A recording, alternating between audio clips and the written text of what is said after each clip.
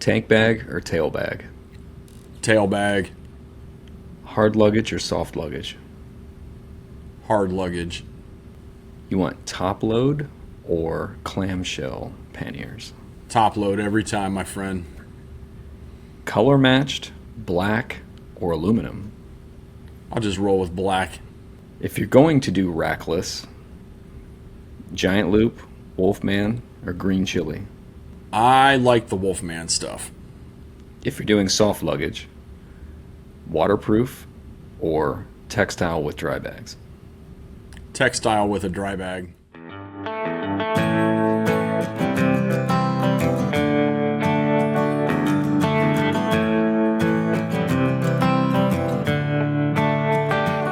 Hey, what's up, podcast? Welcome back to another episode of Moto Adventure Unscripted. I'm your host, Drew Faulkner. Today, Mark is back in the hot seat, and we are talking about motorcycle luggage. From hard panniers to soft panniers to tail bags to what kind of rain fly. Do you want full waterproof? Do you want rackless? The whole jazz. As usual, we want to hear from you, the listeners. Hit us with email, motoadvr@gmail.com. Grab your beverage of choice, turn it up wherever you're listening, and we hope you enjoy the show.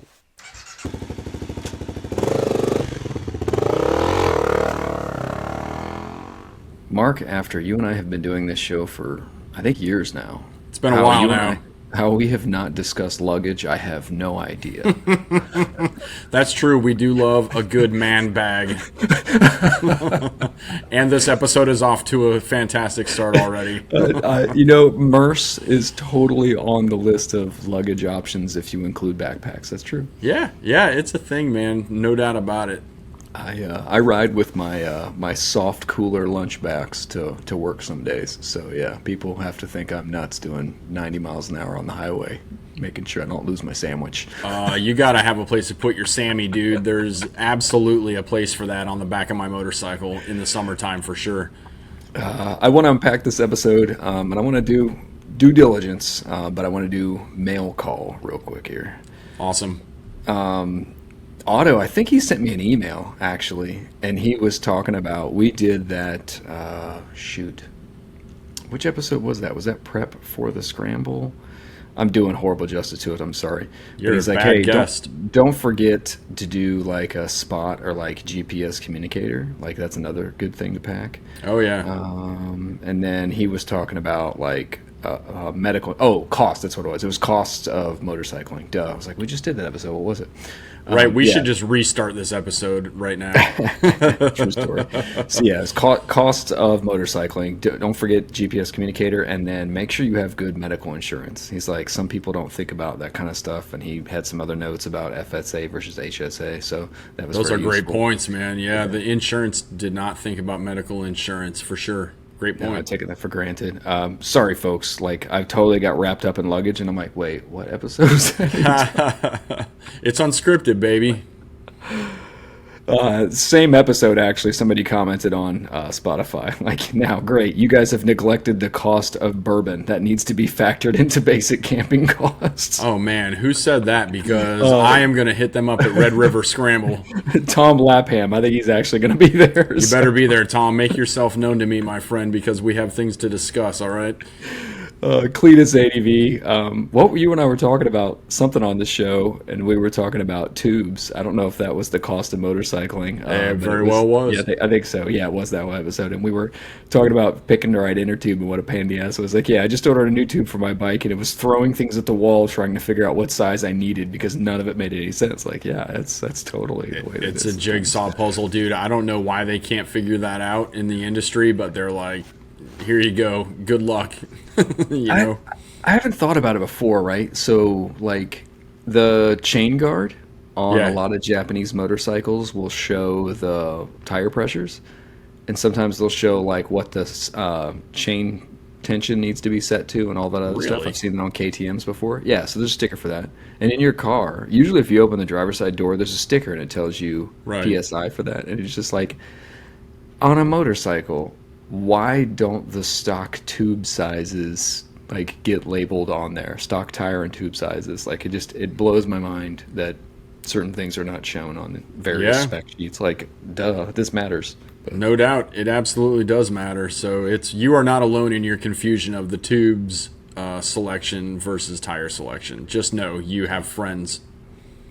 Apparently, I need to just ride more and stop worrying about statistics. So, anywho, talking luggage, I want to try to approach this based on items that you would buy or what is most essential to you, like in order.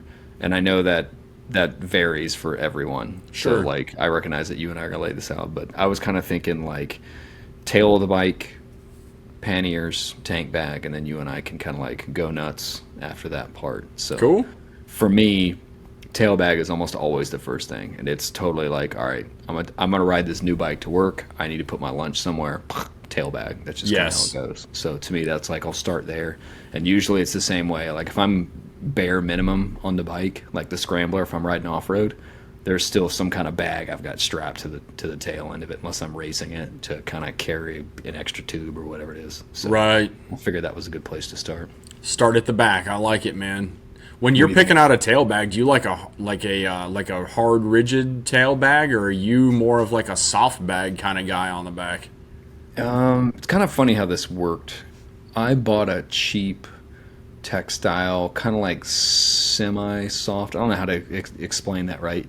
It was definitely not a hard bag, but it was, quasi-rigid, right? It was meant to kind of keep some kind of shape to some degree. Like those thermoplastic foam things or something like that. Yeah, kind of like that. Yeah. We're in, like you said, polymer, or they've got, textile outers with like plastic inserts in them to kind of get them to keep some kind of shape or whatever. So I ran that for a long time until I like totally just like sun baked it, just UV just ate it alive, right? And it wasn't that great anymore. It wasn't keeping shape. And then somebody either gave me or sold me some really cheap luggage similar to that. And it was one of those like, my lunchbox fits in this perfect. So I ride to work in, like riding gear. And then I change my work pants when I get there. So I always have to have room for that. And so I've had that on the back of the scrambler, almost for probably as long as I've had it at this point. Sweet. So that's been like the first things is like utility for what to have around town, because that really is how you ride the bike most of the time, in my opinion. You're going to bike night, coffee, meet a friend, short little day ride, whatever it is. And it's like, that's always the thing. So that's I like soft waterproof stuff better. That's what I like, but it's not functional to stuff your lunchbox into. Yeah, I definitely agree with that. It's I have a couple different options for my KTM, but 99% of the time I've got a Pelican box that I took some SW Motec quick release pucks and I made it so that you can take the Pelican box off and on real easily with like the little pull of a lever. But man, first of all, let me say this. Tail bags are the ugliest thing that you can put on your motorcycle. Short of a giant guillotine windscreen, tail bags are next in line. Like, there's not a good looking one. I don't care. Yeah. They sit up high. They sit as far back as they can go. The soft bags look a little bit better, but nonetheless, if you have a big rear bag, it's hideous. You're going to get this reference, and I bet no one else listening is going to get it. Oh, a podcast for the two of us. Nice. Oh, my God. Do you remember Ninja Turtles 2? The guy Yes, with the scooter and the pizza delivery box on the back? That's what I see on every motorcycle every time I see a tail bag. Not only do I know what you're talking about, I know that kid's name is Kino, and he was actually the actor that played Donatello in the suit in the first one. Bam. Oh, I trivia. didn't know that. That's right. This has become the movie podcast. That's you funny go. stuff. That's it, man. Yeah, that's true. They're just up there. They're so bad, But you cannot beat the convenience of just, if it's a hard bag like a Pelican box or like a GV box or something like that, which is probably the most popular hard case, I would say, is a GV one. Man, one key, open that joker up, and you got all your stuff right there. It serves as a backrest for a passenger, which is a side bonus. But to me, they're just too convenient to ignore. I guess I should circle back to, like, I was a cruiser guy in the beginning, so it was, sissy bar for the wife to ride on the back, and then a luggage rack to put something, because it was always like keys, hat, wallet, whatever it happens to be. I just said that stuff. It came out randomly. Sorry, because that's not really the case. But like whatever the wife had extra that wanted to put in the back somewhere, and you always end up, take out from lunch. Or I was gonna say you buy something along the way. Yeah, it just always ends up being something. So it began that way, and it's funny because in the cruiser world, like sissy bar bag, like I don't even know what you call a tail bag. Like there's a whole bunch of those designs, and they're actually isn't it called like a tea bag? I have no idea. I didn't make that up. I swear to God. Get your mind out of the gutter, dude. I have no idea.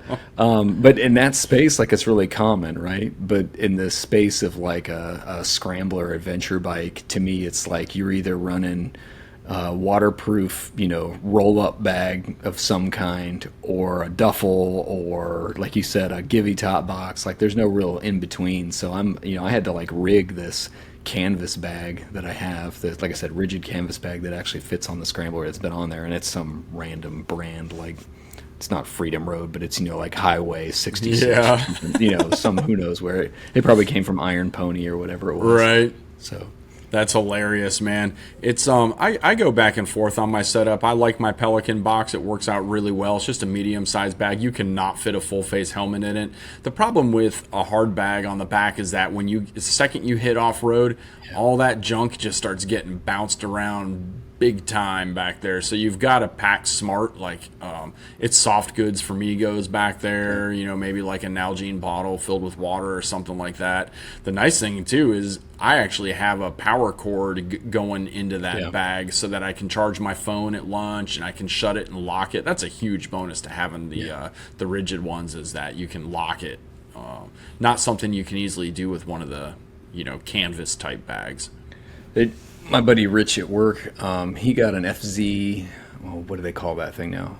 Phaser 900? Is that what it's? Tracer 900 GT? That's what it is. I keep thinking FJ09. Like that's so dated now. You're living 20 years in the past. Man. Yeah, exactly. Like, no, that's not it. Yeah, so he's got that Tracer 900, and he just got a big Givey bag, and I think his helmet fits in it. I call it a bag, but it's a top box, right? And it's the same thing, right? Like I tease him about it, and it's one of those things that like you have to like relearn how to get on and off the bike, because you're going to kick it twice. You're going to literally fall off the bike once if you're not paying attention. Have you seen guys do that? I have not, but I would love to sometime. 100%, right? Like they go to get off the bike and swing their leg all the way over the top box and hit it and then lose their balance on the peg, and then it's they're jumping around like a fool trying not to fall in the face. That's awesome. I love that. Oh yeah.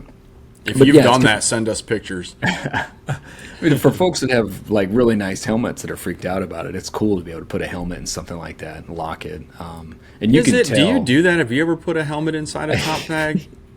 In the first rabbit hole, no. I'm to the point now where I rarely worry about my motorcycle helmet. Like, if somebody wants to wear that nasty thing, then God be with them.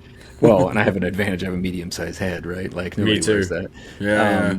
Like I'll get dinner with my brother, and I'll take it inside because we're going to be inside like for 2 hours talking, right? But like in normal places, like whatever. I'm going to the gas station. I'll be right back out here. Like. But so here's my question about this, and I've always wondered this.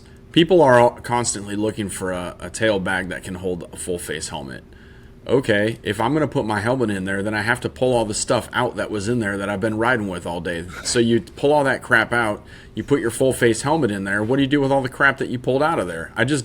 I've never quite understood that concept. And maybe I'm weird, but I just lock my bike to my helmet with a different, a different lock externally. Yeah. I don't understand that.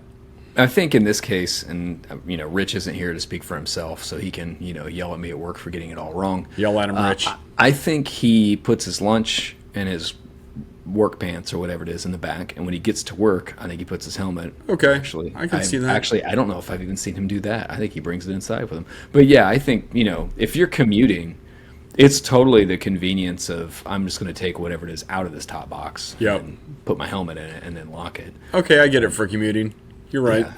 Well, and it's like the Electroglide thing. It's something that I do not understand. Like, we can go on a huge tangent about what Harleys are popular, but it's funny to me the number of Electroglides you will see rolling around with a dude, no one else, and it has this giant queen seat on the back. And I'm like, It's the top box. Like they love the top box because the lids on some of those side bags are not the greatest and reliable, and Lord knows you've seen them skid across the highway. And it's the convenience of being able to see everything at chest level, and you don't have to reach into some bag and search for it and dig and all that other crap that always ends up happening in a pannier. Yeah. And I think people love the convenience of the top box, and it's why like I don't especially like the old Gold Wings. Not the current generation, but the previous generation Gold Wings. Like, it's wild when you see how ginormous they are. And what is this scrawny old dude doing on this gigantic bike by himself, right? But it's like, no, the convenience of all that storage. People love that. Oh yeah, dude. I had intentions of fixing up my friend's dad's BMW LT, the humongous touring bike. Dude, that thing had a light. Have you? In the top box, it had a lighted mirror in there, so you could like open it up and do your makeup and your eyeshadow and your blush and stuff. I was like, but that's crazy. It has a dome light with a mirror in it. Yeah. Hey, it's whatever. I mean, it's a real thing, right? Like, I like that tail bag that I have. Again, it's not special. I mean, I'm sure it was, under $100 whenever it was purchased. Yeah. But because it keeps its shape, I can reach in there and grab whatever is sitting at the bottom of it. Whereas I have a soft pannier on the side of the scrambler, and it's digging, it's looking, and the top of the bag's rolling down on me. I can't see it. It's buried in there. It's the game that we all play anytime, especially in the adventure space, because I run soft panniers most of the time.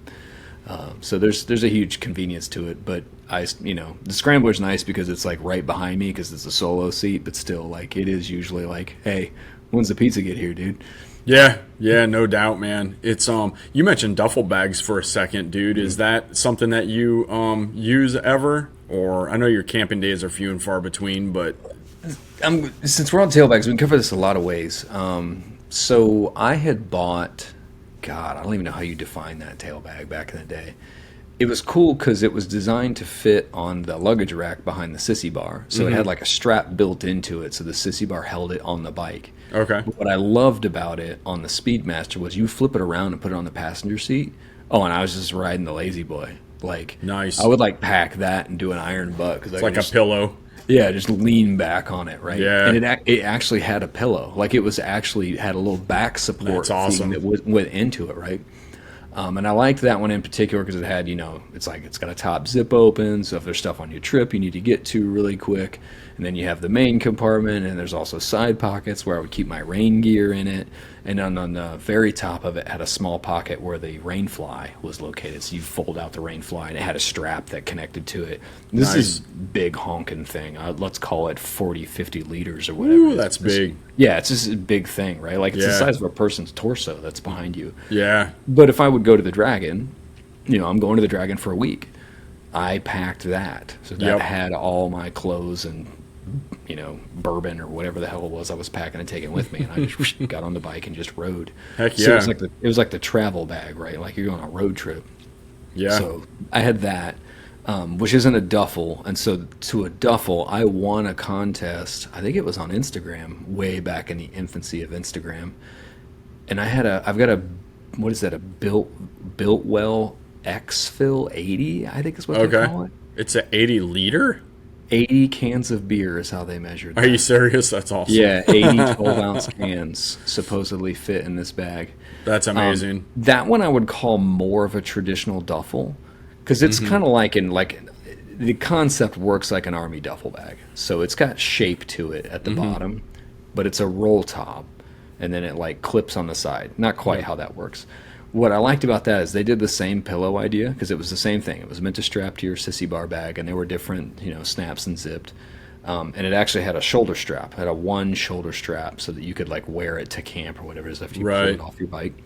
But it had a fold down tool section on it, which is kind of cool because it was like a leather cover on one side. You could lean against it, and then you unzip it and it would fold down, and then you had access to all your tools and stuff in case you had to fix the bike. So they knew their customer base, right? People who like customs, people who like vintage and stuff like that. So no, it was a great. I actually think it had a waterproof. Did it have a waterproof liner?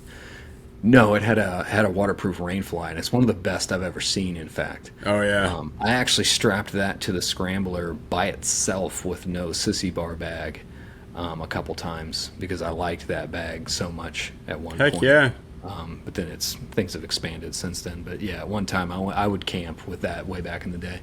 They're useful, man. When you're camping or even on just a road trip, like I've got a bag that it's a dry bag, same thing. It rolls down from the top. It's actually a kayaking bag because, dude, one thing about these dry bags, motorcycle specific dry bags are hella expensive, dude. They're like, put adventure on there and all of a sudden, bam, an extra $100. But I got, like, it's called Gecko is the brand. I got it from Academy Sports. I got it on clearance for like, I don't know, man. It was dirt cheap, like $20, $30. It's a 40-liter bag. It's got a divider on the inside for your dirties to go in, or like maybe some flip-flops or something. And it's 40 liters. 40-liter roll bag is humongous. I can fit almost all my camping crap in there. But you just strap that on the bike, and then if you're going in a hotel or you're going to camp, you just take that one bag off, and away you go.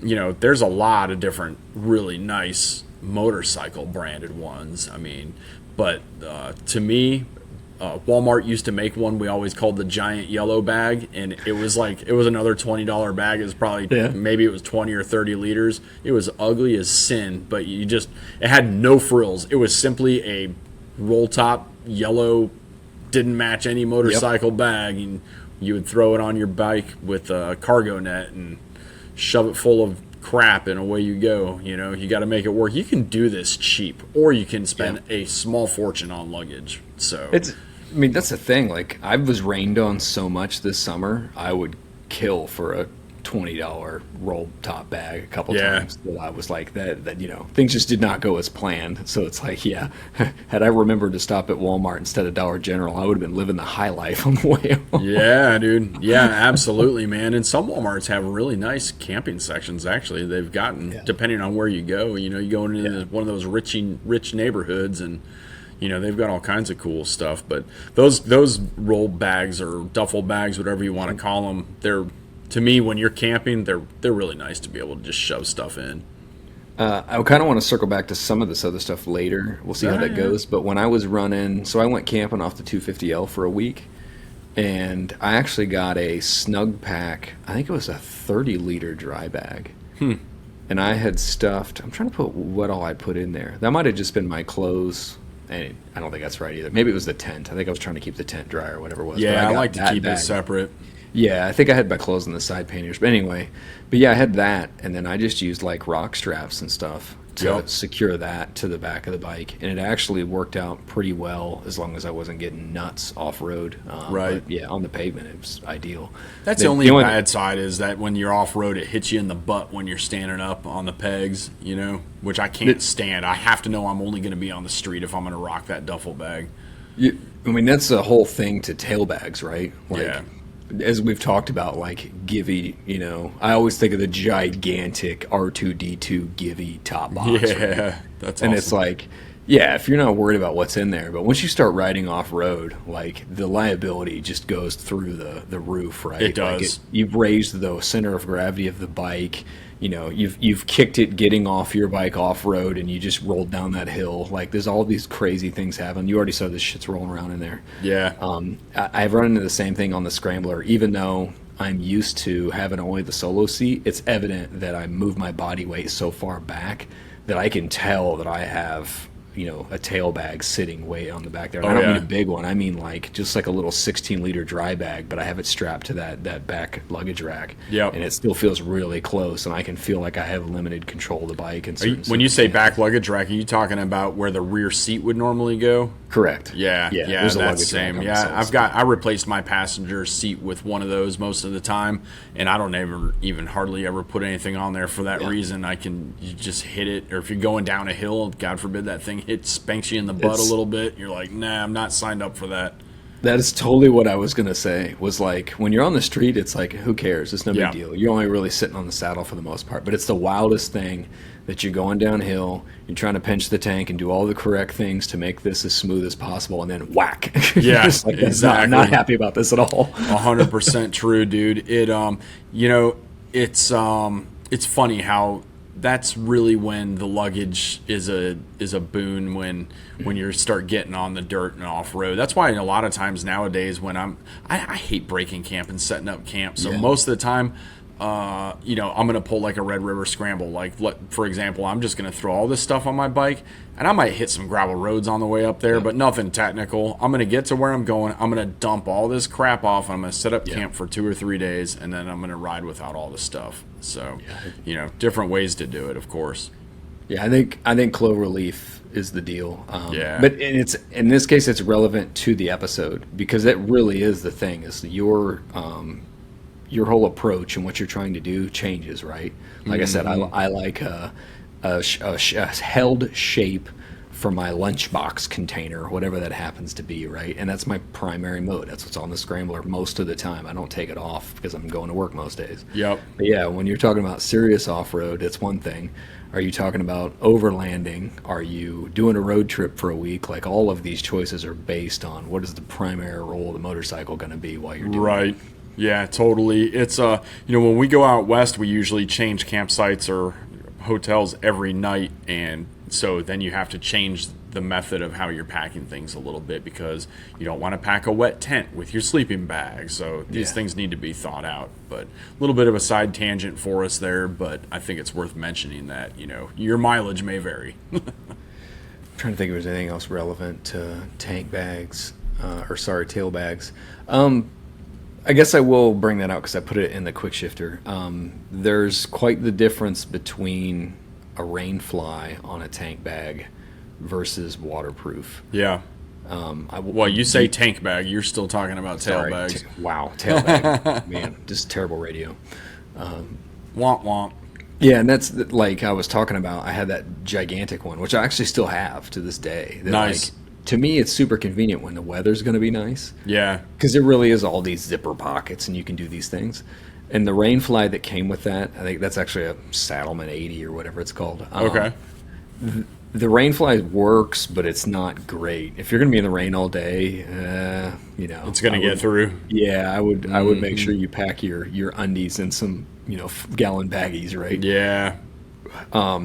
But I've had some, and we'll talk about tank bags in a minute. But I've had some killer rain flies, and it really matters. But then there's obviously I run those 16-liter giant loop Revel Stroke bags. I think is what they're called. Yeah. When I'm doing off-road stuff, that's what's on the back of the Scrambler. That's what's holding, whatever extra tools or a trail saw and my tire inflator or whatever else it is. All that stuff strapped to the back of the Scrambler in a waterproof bag, so I don't have to worry about it. And we know it's going to get muddy and dirty in the creeks, and I'm just going to hose it off. Yep.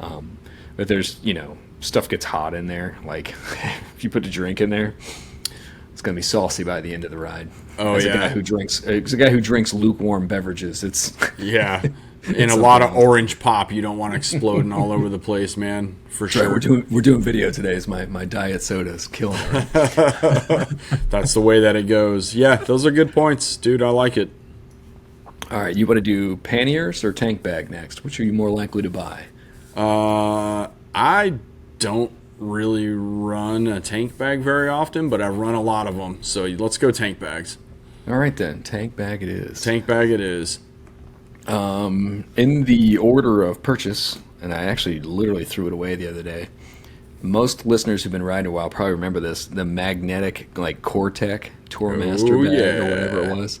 It was like an inch and a half tall. Yeah. It was, I don't know. It would fit 2 1980s TV remotes in it or something like 1980s TV remotes. Yeah, it was 8 by 4 by 2 or something like that. That one company you said earlier, Built-Wells, fit 80 beer cans in there. You say 1980s TV remotes. That's an interesting metric. I remember, I'm just total side tip. I'm not joking. I remember my stepmom when she moved into the house and she had a beautiful TV stereo set, whatever it was. Yeah. And the remote for the television, it had to be 9 inches long. It That's had a awesome. billion buttons on it. It was, the TV did all this stuff, and it had a battery port for 4 AA batteries. And Good this Lord, big man. Blister on the front of it. That's we're amazing. dating ourselves so hard now, right? Oh, dude, my dad had kids just so we could turn the channel for him, bro. So, no, that remote didn't weigh as much as 3 kids did. Oh, that's funny. So, yeah, that's what I'm saying. Wow, I totally, nerded out as an Xer there just now. Anyway, awesome. There was the old Cortec bag that was like, it had a cell phone pocket, which no cell phone has fit in 10 years, right? Yeah. But at the time, it was like cell phone pocket with like a headphones thing or whatever. But I kept it forever because it was magnetic. It fit on a little strip on the tank. Yep. It was no frills. It was like, big zipper pocket for whatever you're going to put in it, cell phone pocket, which once the clear plastic broke, it was no longer a pocket for me, so that was wasted space. Yeah. And then it has like a little flap on the outside that you can zip, and I like to keep my kickstand pucks in that. Oh, yeah. Just when you're off-road, it's one zipper, and I just throw it on the ground real fast, and even though it's bright orange, leave it in the woods, but that's a different podcast. Yeah. Well, I've got a collection of those kickstand pucks for the very same reason. I had a really nice Wolfman Enduro old school built in the USA. Wolfman's still kicking stuff out, dude, which is awesome. It had a little mesh pocket and basically where close to your crotch, I guess, where the tank met the seat, and I would keep my kickstand pucks in there. And here's a little tip for you, dude. Take a piece of string, like that paracord or whatever, and tie it to the kickstand puck. Put a loop on one end, and when you use it, put that joker on your brake lever. Loop it around, and then you won't forget them. So there you go. You're never forgetting another puck again. The Army calls those dummy cords. Oh, really? You won't forget it next time, dummy. Dummy cords. That's awesome. Yep. You should know better than I guess. Yeah, it's totally a thing. Guys would obviously in the Army you had to carry canteens all the time, and people would they're green, like they're made to blend in with the woods, right? Yeah, forget guys them. would pull their canteen out and take a drink and set it down, walk away, and then they'd be halfway down the trail with no canteen. So they would dummy cord their canteen to their whatever what do you want to call that, some acronym that no one's going to understand anyway. Yeah, their gear right now, so they couldn't just drop it and leave it. That's awesome. Behind him, dummy cord. I'm calling it that from now on. No, it's totally a good idea. Just hook it to your peg or something like that. Although it'll be ground to a million pieces later. Peg seems like a terrible idea. It's got to be long enough to get up to where your hands are so you see it. Yeah, peg, sure. You're just going to be dragging it along your bottom of your bike. Yeah. What tank bags have you run in the past? Oh, dude, I've run quite a bit. So like I said, I ran a Wolfman Enduro, the original one. Dude, I ran that bag. I think I still have it somewhere. It's like 15 or 20-year-old bag, and it's just bomb-proof, The thing about it wasn't waterproof. Okay, that's what I was going to say. So it's canvas zippers. Yeah. It's like Cordura, I think, is what he uses. Yeah, it's hardcore stuff. It's really hardcore, and it's a nice strap-on bag. Now, he did sell a rain cover for it, and it actually worked pretty well. But to your point earlier, if it's pouring all day, water eventually finds its way through. And really, like for a tank bag, I want I want to put my stuff in there that I'm gonna get to all day. So I don't want to be fooling with a rain cover on and off every time I need to get in there. I really want a waterproof tank bag. So I've run that Wolfman Enduro. I've run a SW Motec, makes these ones that are like a tank ring quick connect. So like you take your gas cap apart, you put a little ring on there, and with the SW Motec you basically pulled a little string and the dang thing popped off your gas cap, which was amazing until it didn't work because it was full of dirt and crap and you needed to get gas. So it didn't run that anymore. Now, I really don't run a tank bag unless I'm traveling, and when I travel, I do run one because it's just too convenient. Yeah. And the one I'm running is the Moto, the Hood tank bag. Are you familiar with it? I don't know that one. Okay, so the Hood tank bag, Moto, in my opinion, is genius when they keep it simple, stupid. They get too dang out there with all the features, and then I lose interest. The Hood is a clamshell bag. It's soft, but it's rigid. To your point earlier, it's got like some plastic in it or something that keeps it standing up straight. Dude, it's got one flap in the front of the bag towards the handlebars, and then it has a clip, like a backpack clip, towards your crotch. You undo that clip and you just flip the thing over. It's like a clamshell design. There's no zippers. There's no roll bags. It's waterproof externally. It's got a pull through for charging cables to go up into it so you can charge inside. They've even got some little dividers inside, like organizers that you can pull out. They're held in with Velcro. It's a really well thought out tank bag. So when I travel, that's the one I run with right now. It's worth looking at. Yeah, and for the listeners, I mean, especially like newer folks that haven't been exposed to all this stuff. To me, what got me into tank bags was like a place to put the electric stuff. Like it just Yeah. always ended up being there's some kind of phone charger or whatever else it is that needs to go in here. Yep. A lot of guys that do I don't want to speak for the iron butt community, but lots of people who do a lot of long touring rides are always like, well, I put an extra pair of gloves in there and I put my snack in there, and then like I always keep my tire pressure gauge. I'm actually thinking about starting to put my like my screwdriver and then my T-handle. I got a little T-handle bag, and I'm kind of thinking about starting to put that in there Yeah, I versus the would. bag on my vest, because there are a lot of times there's like I do end up digging some of that stuff out. Yeah. Problem I personally run into is I move from bike to bike, so usually I like to put things in a place where it always stays in the same place no matter which bike I'm riding. So that's a Yep. whole other podcast. Yep. But I guess it's related to that stuff. But yeah, for me, it's always been like now I run a GPS, and now I've also got my CarPlay emulator. Like there's all these wires, and I got to go somewhere. Yep. And because I like bike to bike, a tank bag is the easiest solution to that. Yeah. And I love magnetic. I know that's not for everyone. I guess for the benefit of the podcast, when I borrowed the Himalayan this year, I think I paid $20. I still have a huge roll of clear vinyl protectant, a Yeah. whole roll of it still. So it's like you just put that down where the magnets are going to sit, and then you're protecting the paint so that the dirt and all the other crap's not going to scratch it. And I did the same thing with the wires. Like I looked at where all the wires are going to run, and I put down little slats of it on there. It's not the prettiest thing ever, but if you're honestly worried about your paint, you're not running the tank bag all the time. But to me, magnetic is easy because it goes from one bike to another as long as the tank's metal. Magnetic's super easy for sure.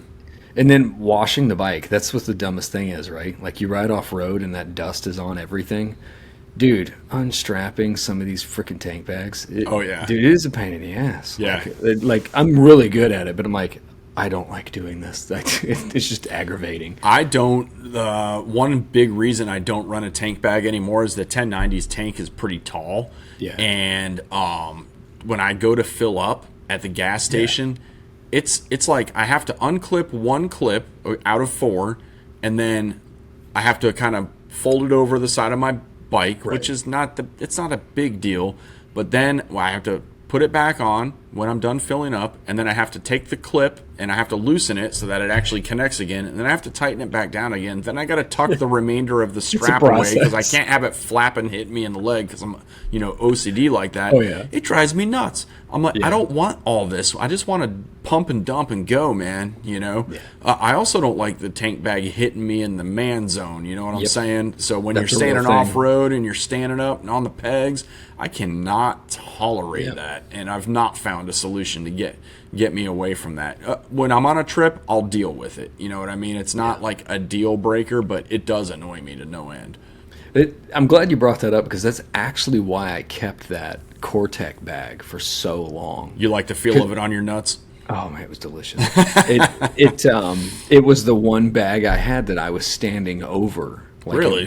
It never was in the way. Heck yeah. Because somebody gave me a Joe Rocket bag, and I thought it was the greatest thing ever because it was this gigantic tank bag. And obviously the Scrambler's got a huge, but that's a long tank because when you're on the bike instead of kind of in it the way you are on an adventure bike, it doesn't slope, So, this is 3-4 times the tank bag space I'm used to. But yeah, I was like, this is useless off-road. Like I'm constantly in the wrong body position because it's just awkward to hug the tank that way. It's not fun. So I've been selected for that reason. Go ahead. It is, since I got rid of the tank bag for most of my riding, I will say that it's really hard to find places to put all the stuff that I'm used to keeping in the tank bag. I mean, a pen, a notepad, the PSI, gauge or whatever, all that stuff. I've had to find other places for it, so it's a little bit of an annoyance. Dude, when what got me into riding with a tank bag was actually kind of silly. I always thought seeing these like old BMWs and like these old touring bikes, and they had this big tank bag, and it was all like dirty, and it had shit all over it and bug guts, and like it just looked awesome to me, man. And I remember many times doing a long freeway ride, and I would just keep snacks in that tank bag and just unzip it halfway. I'd be sitting there eating gummy bears going down the highway. Dude, I need a little pop of energy, throwing a couple red gummy bears in my mouth and move on with that red dye 40, you know? RFK would be so mad at me. But that's what I did, you know? So they definitely have their place. Just off-road, I can't stand it on this bike. Yeah, it's an issue. I mean, like I said, I've had to be real selective because when I decided that tank bag wasn't going to make it anymore, that I needed to replace. Because I think a magnet finally took a crap. I don't know how that happened. How the hell do magnets die? All of a sudden, I was like, why is this strap not actually doing anything anymore? So I don't know if it like broke the magnet or finally it vibrated against enough stuff that it like covered the magnet with rust metal. I don't know how it happened. Superman really started flying backwards around the world and it changed the magnetism. That's crazy. Rosie vibrated the magnetism right out of it. Yeah, dude. Wow, special. Yeah, so I had to replace it, so I had to get really selective about that. I wanted to add to what you were saying. We were talking about tail bags before, and you were talking about Moscow, and there's a couple other brands that do it. My buddy ran a tail bag with a hydration pack in it, and that's definitely Moscow shtick. They sell a tank bag that's got a hydration unit in it. I've had that tank bag. Yeah, for folks that don't like having weight on their back, like that's pretty awesome to have that convenience and be able to see it in front of you and grab the hose and do what you got to do without having to fight it. Or sometimes I forget to put the strap on mine in the right place. Oh, yeah. It's like the hose is like blowing in the wind behind me and I have no idea. Yep. I actually ran the Moscow Gnome bag on my 1090 for a little while, and it sits horizontally rather than vertically like traditional tank bags. It had a 1 liter bladder in it for that exact thing. Yeah. I found it was a great idea on paper, but for me, as soon as I unlike you, actually like cold drinks. So I put ice water in it. Well, number one, when you fold that bladder up and you put it in the tank bag, pretty much 90% of the bag, the rest of it doesn't hold anything. So it's just a hydration bladder holder, and it actually like condensated and soaked everything inside my bag because it just got wet, So I don't know. You're right. It's a thing. It's out there, but I think you're better off buying a regular tank bag and just figuring out how to carry that water on your back. We've talked about magnetic versus the canvas clip-on strap disaster that is. That's pretty common. I have a giant loop buck and roll bag, which there are no clips. Everything is like a cinch down, like plastic cinch down, whatever it is. And that's what it gets me cranky about it. It's a process. And the whole bag actually unzips. Yeah. So you can have just the, I don't know what you want to call it, the base mount or whatever it is. That can be on there, and then you can unzip it and carry it around like your purse. No joke, it has a strap for that and everything. But that thing's a kind of a pain in the butt to put on there. But I'm just saying, there's another option that, it's just the straps that work on there. But to me, the biggest thing is like in the adventure space, especially like the shapes of these bags is like super bike dependent, right? Like a lot of them now have the slope built in where they're like really tall on the back and short on the front. And it's like on your 1090, those probably fit and work just fine.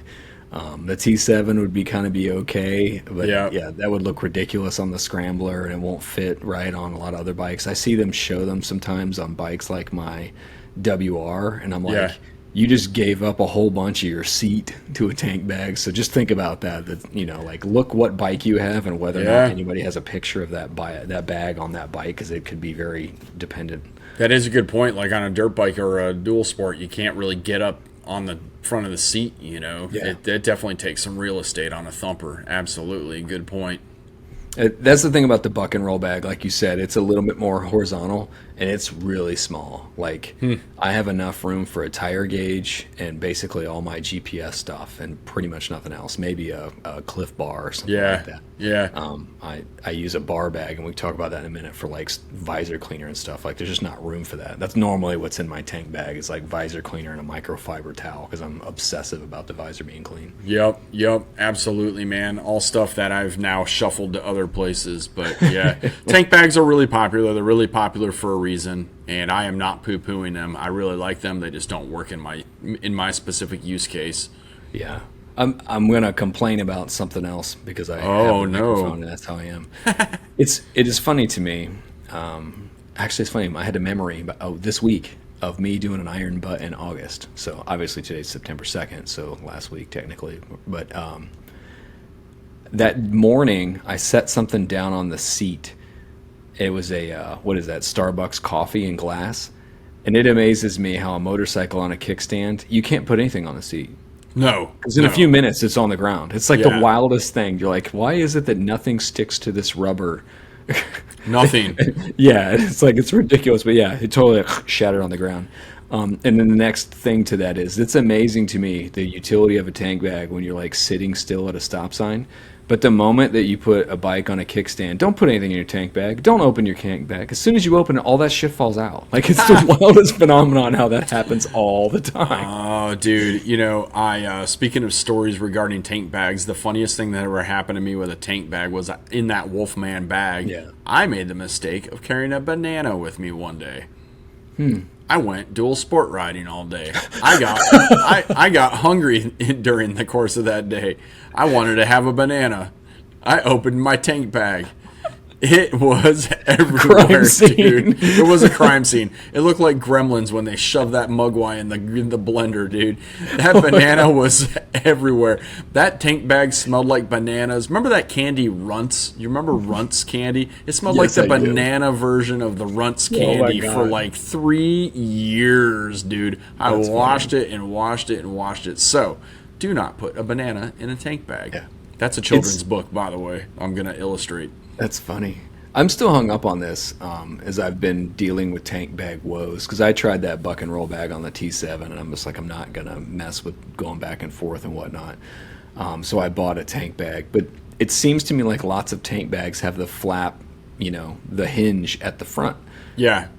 That's great when you're at the stop sign. But that means no matter how you open it, the bottom left side of the tank bag is going to be open and all the shit's going to fall out. Yeah, yeah, why stop not put it on the doing side? that. Like, the flap should always be on the left, or Yeah. at least the bottom. I don't care which. That's a great point, dude. This Yeah. doesn't make sense. Like, every bike on the kickstand, I'm starting to open it up, whatever, and then there goes the tire gauge, and then, there goes the visor spray. Like, Yeah. come on, man. Yeah, somebody please invent one that flips over on the side. That would be actually a really good idea, dude. Yeah. I don't know of a single one. Man, I feel like actually that Cortec bag did have it was a left side hinge. Really? Again, like I held on to it for a long time. Like, all right, I finally gotta let this thing go.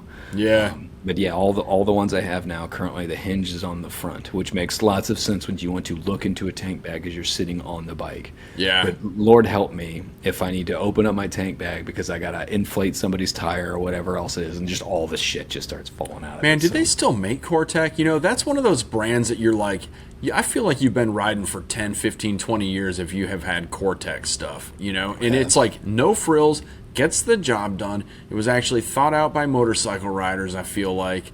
It doesn't get the press. It's not flashy like a Moscow or a Wolfman or a Climb stuff or whatever. You know what I'm saying? Yeah, I think, and it's weird because I think if you look at gear, there's a weird overlap between Cortec and Tourmaster. Agree. Yeah, they might even be the same company. I don't know. Yeah, and I regret. I mean, again, listeners, send hate mail, moto80vr@gmail.com. If you know more than me, please educate us. There's been some products that I'm like, I think that Tourmaster jacket was Cortec about 3 years ago, right?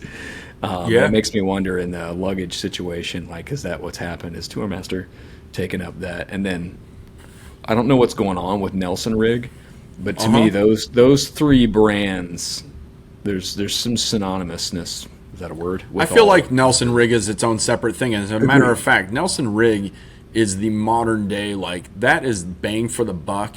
Mm-hmm. They're not flashy. They're not out there ripping off other companies' designs. They're doing their own thing. Yep. I have some Nelson Rig bags. I actually have like a little 15-liter bag that I won from some online contest, and I actually use it for my tent, so my tent fits in there. It's got metal G-hook buckles, metal D-ring buckles on there. Yeah. Nobody else uses that. They all use plastic. Moscow's $1,200. It's all plastic crap. Yeah.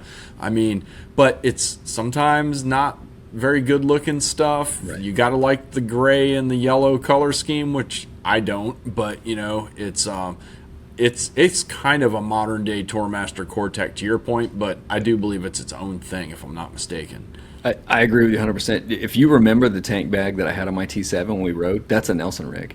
And I bought it because of the shape and what they said described the size, and I could tell, and it was $65. Yep. Like, it's totally affordable. Yep. And the other thing is that bag does not have a rain fly, but it's supposed to be waterproof. And what I like about it, because I've learned a lesson the hard way with the buck and roll bag, that buck and roll bag is supposed to be waterproof.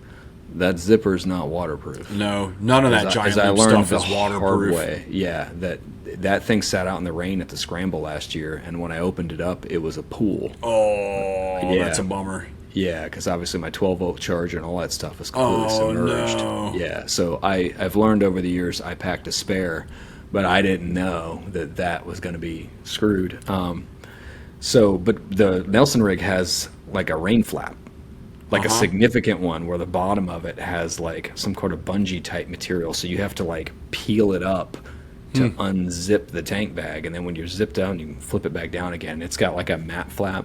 Yep. I don't currently use the mat flap. I don't put my phone in there or anything like that anymore. But back in the day, I would do those things. But now I like it because I put my garage door opener there. I know it sounds dumb, but it's like I always have my garage door opener there because I'm on my way home from work. I used to do that with the mat pockets too. Yeah. I hit the button real fast. Yeah. Like I don't have to search my pockets. I don't have to stop. Totally.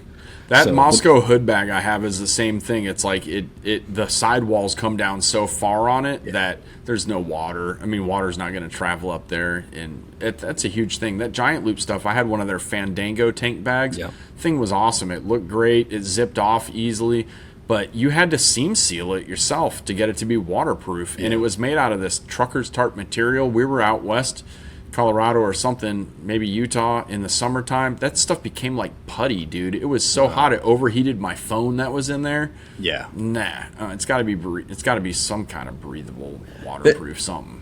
That's a good thing to mention. First, I wanted to say that rain flap. I think Wolfman had that on some of their bags. And I think they made some kind of like waterproof type stuff. Maybe I'm wrong because I think my buddy Jeff Pierce has been on the show. I think he ran something like that. They did at some point. Wolfman started making. He did away with all. Let me say this: Wolfman is pretty much a one-man show right now, right? Okay. But at a certain point in time, I don't know if he was going to retire or what, but he stopped making all the traditional Cordura non-waterproof bags, and he had outsourced production to another country, probably China. I don't know. And he made them all the seam welded waterproof bags. And Rocky Mountain ATV actually picked that line up and started selling it. Wow. And he did not make the traditional bags anymore. I think Rocky Mountain started ripping off those designs and using them under their own brandings. Like maybe it was Tusk or something like that. I'm going off memory here. He kind of came back out of semi-retirement over the last couple of years, and he's starting his Threadworks stuff where he's using his old school designs. He's making it to order. You can custom order a bag from Eric Wolfman, and he'll do you whatever material you want. If you got a pattern, a color, what he's doing right now is top notch, and I really, really wish I had a need to buy some luggage because I like to support that kind of thing. So he's doing it different, dude. All made in America right now. Yeah, but to your point, he did have a waterproof line. He doesn't anymore. Went back to his roots. I appreciate that. Yeah, I remember that rain flap being on there. I just wanted to bring that up. Like, hey, if you didn't buy a separate rain fly, because they sell those for tank bags. Yep. Because I think Tusk actually specifically, because I was shopping for one at one point, looking for one, and I saw that Tusk sells them for like $15 or whatever. But it's like, you look at if it claims it's waterproof but doesn't have some kind of rain cover flap something for the zipper. Yeah, I wouldn't guarantee that zipper's waterproof. If there's stitching in it, it's probably not waterproof. Put it that way. If these new ones are all seam welded type materials, they're going to be waterproof, I would imagine. All right, as you and I had like the longest chapter on tank bags, who would have thought? Hey, it's it's a thing, dude. Tank bags they're important, I think. They're an important piece. It's good. I mean, it's really good utility. It makes life convenient, but it doesn't come with, it comes with a fair share of consequences for those choices. As do all of these things, actually. Yes. Yeah, absolutely. Yeah. So, panniers, my man. Panniers. Where are you at on luggage? Saddlebags, depending on who you're talking to. First of all, I'm glad to hear you pronounce it pannier and not pannier, because I don't know which way is right, but it drives me nuts when people call it a pannier. I don't know why. I call it pannier or side case because I'm not French and I can't say pannier. Huh. You go with pannier? You ever hear anybody call it pannier? I mean, we've already established that I've heard Appalachia, and I call it Appalachia, but it's clearly Appalachia. So that's never going to die. Somewhere along the lines, I heard pannier, and I just pronounced it that way. My wife frequently reminds me that my knowledge of foreign languages is terrible. Well, to be fair, if you go to Indiana, that's kind of like a foreign country for you, isn't it? Pannier. To me, Columbus is a foreign country, and I mean that as insulting as that sounds. That's amazing. Well, I think the biggest thing you have to decide when you're talking about panniers is are you going hard or are you going soft? And that is the number one debate that there are 8 billion YouTube videos about. Everybody's got an opinion, as I'm sure you do. What's your opinion? I can't afford hard panniers. That's my first opinion. Ooh, okay, that's a point. And then after that, it's like I would love the utility, but having a narrow bike is a requirement for me. Yeah. Yesterday was the last recon mission for the scramble, and we got to a road, and the rain ruts were the 90-degree sharp ones, like. They were just wide enough that you weren't getting your front wheel over it. So if you put your front wheel in it, it was going down 2 feet. Nice. And there was hard corners on every edge. Yum. And I was like, oh, we're in trouble here. Yeah. And so I went down into this and whatnot, and I'm like, I can get back out where I came, but I don't know if I can get up on the ledge to where we need to go. And so I had to basically bushwhack through the creek. Wow. Yeah, and this is a route on Red River Scramble this year, is it? Oh yeah, it's the Nancy Kerrigan route, and I'm not exaggerating. You're going ice skating on this route, and if you're lucky, you won't get kneecapped because it's both of us fell in the creek. Like really? Oh yeah. I missed the pictures that you didn't put on Instagram of that. No, I got video, so Sweet. You actually see me get off the bike and turn around and fall over. That's amazing. I can't wait to see that. I cannot wait to see it. But yeah, we're bushwhacking in this spot, and I'm like, yeah, it's a liability. That it's like I need the bike to be as skinny as possible, and so having panniers hanging off the sides in the woods is a liability because of how dense the woods are in these parts. You can slice that a lot of different ways, and people can make the argument about when you fall over, is it going to break a leg or this, that, and the other? I'm like, no. To me, I'm worried about them bumping something against me being prepared for it and me going for a ride. That's really what it comes down to. Is that can still happen, right? Even panniers, soft panniers can have that happen. It's just marginally, more predictable. So, and that's it. Between price and that's why I'm a soft panniers guy. It's interesting that you bring up price. I think we should circle back to that in a minute, but to me, it's a use case type of thing, right? Like, dude, you cannot for bags when it comes. It would be great to have both setups because if you were going to run a hard case setup, you get lockability, you get waterproof, you get ease of use as far as being able to just quickly pull it off your bike and bring it into a hotel or into your tent or whatever. And those are not things that you get with a soft bag setup. So with the soft bags, I do believe that they're better for off-road because of everything you just said. I mean, if you fall on the ground, they bounce or they absorb the impact or whatever. You fall off-road with hard cases, if they're aluminum, you denting the crap out of them. They may or may not be waterproof anymore. They might get knocked off the bike, Those are all things. I personally have never known anyone firsthand to break their leg from using a hard case off-road. That seems to be the most popular theory running out there. Yeah. Your mileage may vary. Maybe some of the listeners out there have known someone or been subject to that. In 25 years of adventure riding, I've never once firsthand seen that. As a matter of fact, I was on a GSA that had the Jesse bags, you know? Those are like the most stout bags. You could like drop a house on them and the house breaks in half. It's like an anvil. They're what you call it? They're gun safes on most They are. of your bike. Yeah. The sides of them are like 32 millimeter thick gun safe steel. Yeah. I mean, you could crawl in that and survive the nuclear holocaust, you know. But I was on the street and I went into a right hand turn and hit a patch of gravel and the rear stepped out for me. I was going to low side the bike. My bike hit the Jesse bag and bounced me back up into position and saved my leg. I mean, it actually saved me. So, you know, I don't know about that leg breaking thing. I don't think it's nearly as treacherous as people pretend. But I think that there's a way that you could have both. And that would be amazing. When you mentioned the price, I find that a little bit out of date to have that opinion, Drew. Maybe. Here's why. What does a set of Moto soft panniers cost?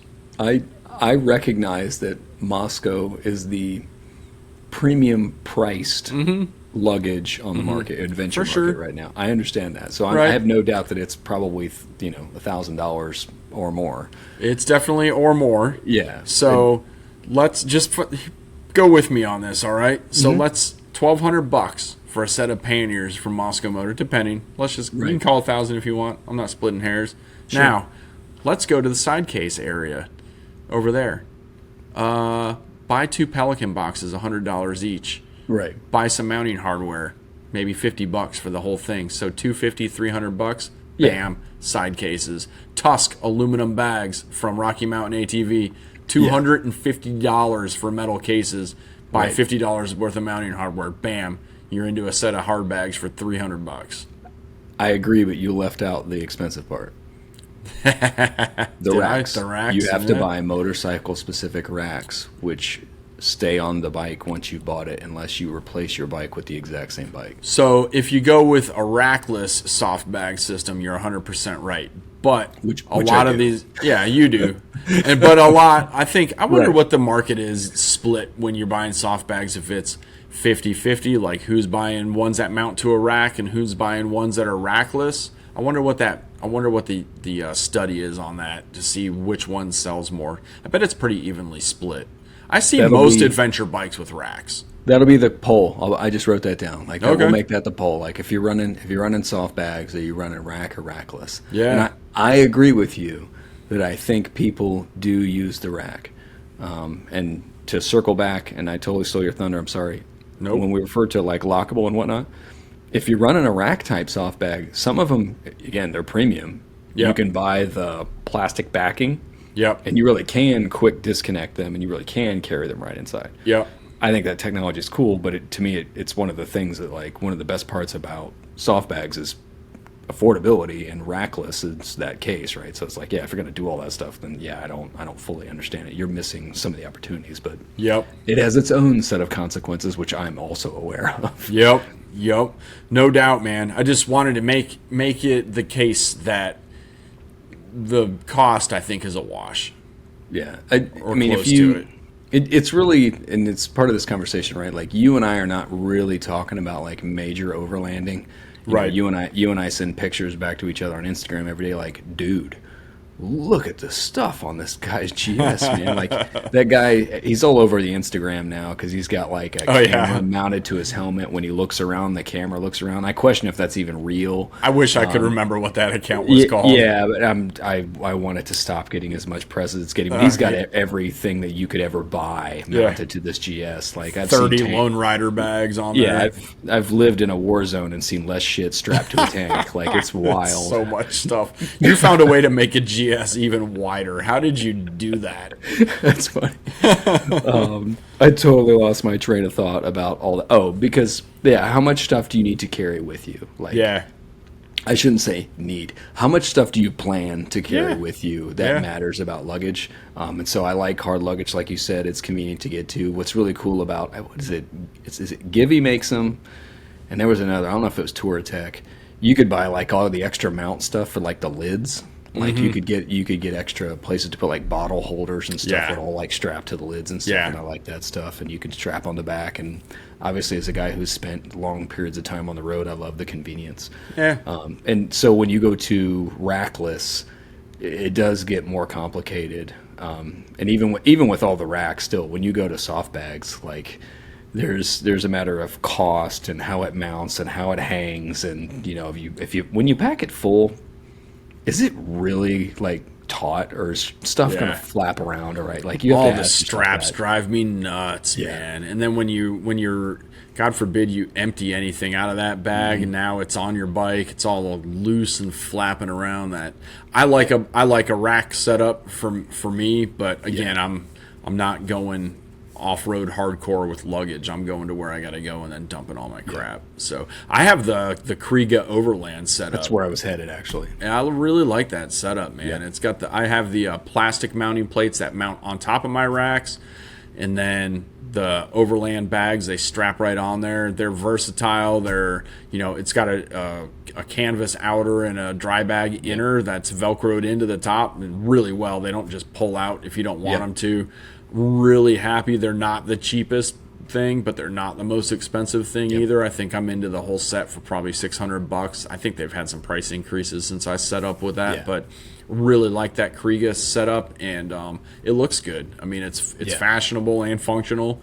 It ticks a lot of boxes for me, but I do miss, especially as my 10-year-old son is starting to ride with me more and wanting to go camping and maybe some street rides, I do miss the everyday convenience of some hard cases, and I'm kind of looking out for like some Hepco Becker bags to fit on my Hepco Becker racks, something that just pops off real quick. In Moscow, actually, to their point, we keep bringing them up, but they mount their bags on pannier racks with that beaver tail, like that wedge design or whatever they call it.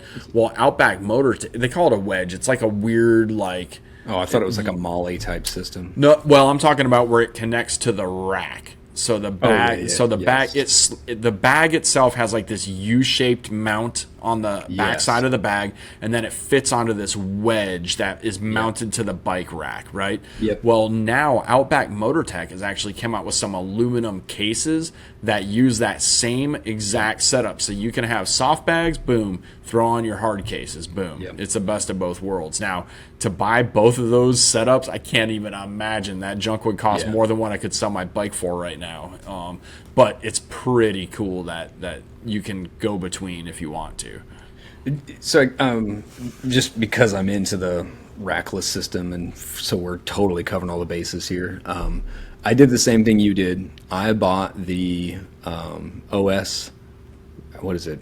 What you named the system or whatever. The Overlander, I think. Kriega Overlander. Yep. So they have the OS base. Right, yep. And then I bought an OS 18. Yep. So I had an OS 18 liter bags, and I ran that on my 250L. So that was like my camping setup, and then like I said, I had a dry bag strapped to the back that had all the tents and stuff in it. And then I bought my 350, and that fit on the 350 as well, and I put it on there. It obviously runs on my WR250R, and so it's very common for that OS base to fit dual sports. Yep. But now it lives on my Tenere. Yeah. I can put it on my dual sport if I want, and I actually bought what is that? You mentioned earlier, the Giant Loop, not Baja. It's got another silly name, Mojave. It's the Mojave panniers. It's like a one-piece system. Of soft bag rackless. Yep. I'll circle back to that in a minute. But I like that OS base, because eventually the Kriega wasn't waterproof anymore, and I liked it, but I found the Giant Loop to be slightly more affordable, and they're roll top and they're fully waterproof. And so those 16 liters with the pronghorn straps, which Ovali, is that the name of the company? Yeah, Ovali makes them all. Yeah. So like but ultimately for listeners, they're giant rubber, I don't know what you call them, like tie downs essentially is what they are. They're little straps with hooks in them, like a belt. It's like a belt. Yeah, that's it. So I've been using those on that Kriega OS base forever. And I just looked them up the other day. Kriega redesigned that OS base to be multi-bike. Yeah. So that now they have like a T7, but now they have like an adventure style and a dual sport style. Yep. And then They have bike specific ones as well. Yeah, I was going to say if it's relevant because somebody, my neighbor was asking me about 690s the other day. They designed the 690s to have a tank because the 690 tank's in the back, so they've designed this special so there's an opening. So if you got to put fuel in those bikes, unlike the tank bags we were talking about, they've designed these pannier, rackless systems to work for that. Right. Yeah. What I like about Kriega that you were talking about before is if you do want to take the bags off, their system to me is pretty good. It's pretty convenient, and it's only a couple quick straps, and you can pull it off of there. It's lived on the side of my Scrambler for many, many years now. I took so I did buy like a $60 rack for Triumph Bonneville owners. There's some pretty affordable racks out there for them, and obviously for the Scrambler, I only needed one because it only goes on the left side. Mm-hmm. And I mounted a cutting board to it. Heck so that I had like a more traditional rack style because that's how most of these systems work anyway. You end up buying some polymer laser cut, whatever it is, and it looks great, but I bought a $5 cutting board and I took a scroll saw to it and cut it the way I wanted it. Been there. Yeah, and I mounted it to that, and now it runs that soft bag all the time on the left-hand side. Heck yeah. So there's options for that.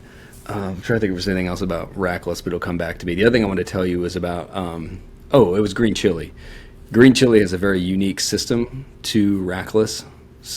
He was obviously on the show, and they do have a cool system. They got to look at it to really drive that point home. It's cool. Like, it doesn't make sense. Like, it's so unorthodox to motorcyclists because we're used to these, motorcyclist specific designs and motorcycle specific pricing. They've kind of adapted stuff from the climbing, kayaking type world, and so it's unorthodox to us, but it's really good. And to your point, like, it's American made, hardcore nylon, metal straps, buckles, like they're real serious about this. I think he does he does a different type of straps, but he does like a canvas bungee type strap, kind of like rock straps and stuff. So there's that whole system that's an option there as far as rackless is concerned. Back to hard bags, if you are at all do-it-yourselfer and image or perception isn't relevant to you, you can usually find some pretty affordable racks and buy ammo cans relatively affordably. They're heavy, but you can drill them, weld them. Like, you can go nuts pretty big with ammo cans. Yeah, that's really popular in the KLR groups. The 50 cal is not as big as you think it is, until you're on the business end. But you can get 40 millimeter grenade launcher ammo cans, and that's about the size that you actually want to use as panniers. Cool.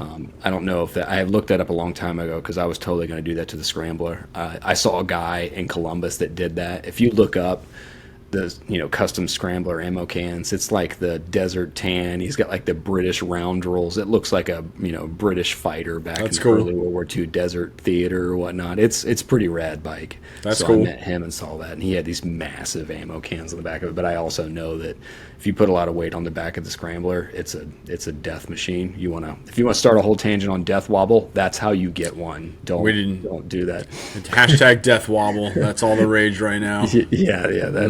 Overload the back of the bike the wrong way on the Scrambler, you're in bad shape. Yeah, anyway. Hit some rain grooves, you'll be all right. Yeah.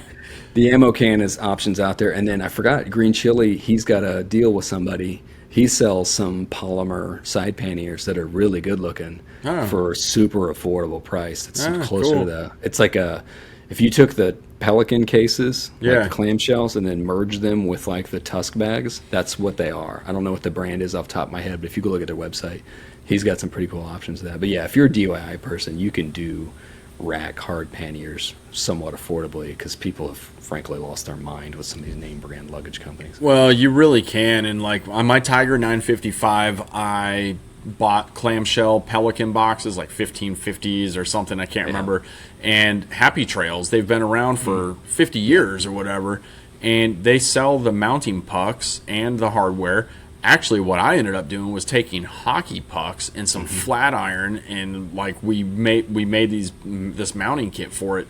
I ran those Pelican boxes forever, man. I even put some straps in there so that it would hold all your stuff inside, since it was a clamshell, it wouldn't all fall out, and put some stoppers on the insides. It was actually pretty cool. I was like $250 into having a set of hard cases, and they hold Pelican boxes. they hold up really well. Like they do take a beating before they're just knocked all out of shape on, like, you know, aluminum bags. I had those Tusk aluminum panniers too on my 950. Did the same thing, kind of made up my own mounting hardware, and they worked out great too. I mean, I ran them for tens of thousands of miles, and they were just dirt cheap. I've not bought many very expensive hard case bags. These Kriegas are probably the most money I've ever spent on a bag setup, and it kind of killed me while I was doing it. But it was one of those things you watch it so long, you're like, I want that, and then you find the right deal one day, and you're like, I'm pushing the buy button. I'm like that with GPSs right now. I mean, as usual, like, I don't want this to turn into like the Rocky Mountain episode, because we do have great guests and sponsors that have been on the show that deserve the press, to include Green Chili. Tusk has sold a system that is arguably very similar to the way that the Moscow Moto is set up. And I want to throw that concept out there, because I remember when Moscow was new. I'm not even going to claim they were the first, but I remember when they were new, because I hadn't seen that. I like the way that it's essentially a waterproof dry bag that fits inside a canvas sleeve, right? Yeah. So you're getting that ballistic protection, but you know up front that it's waterproof.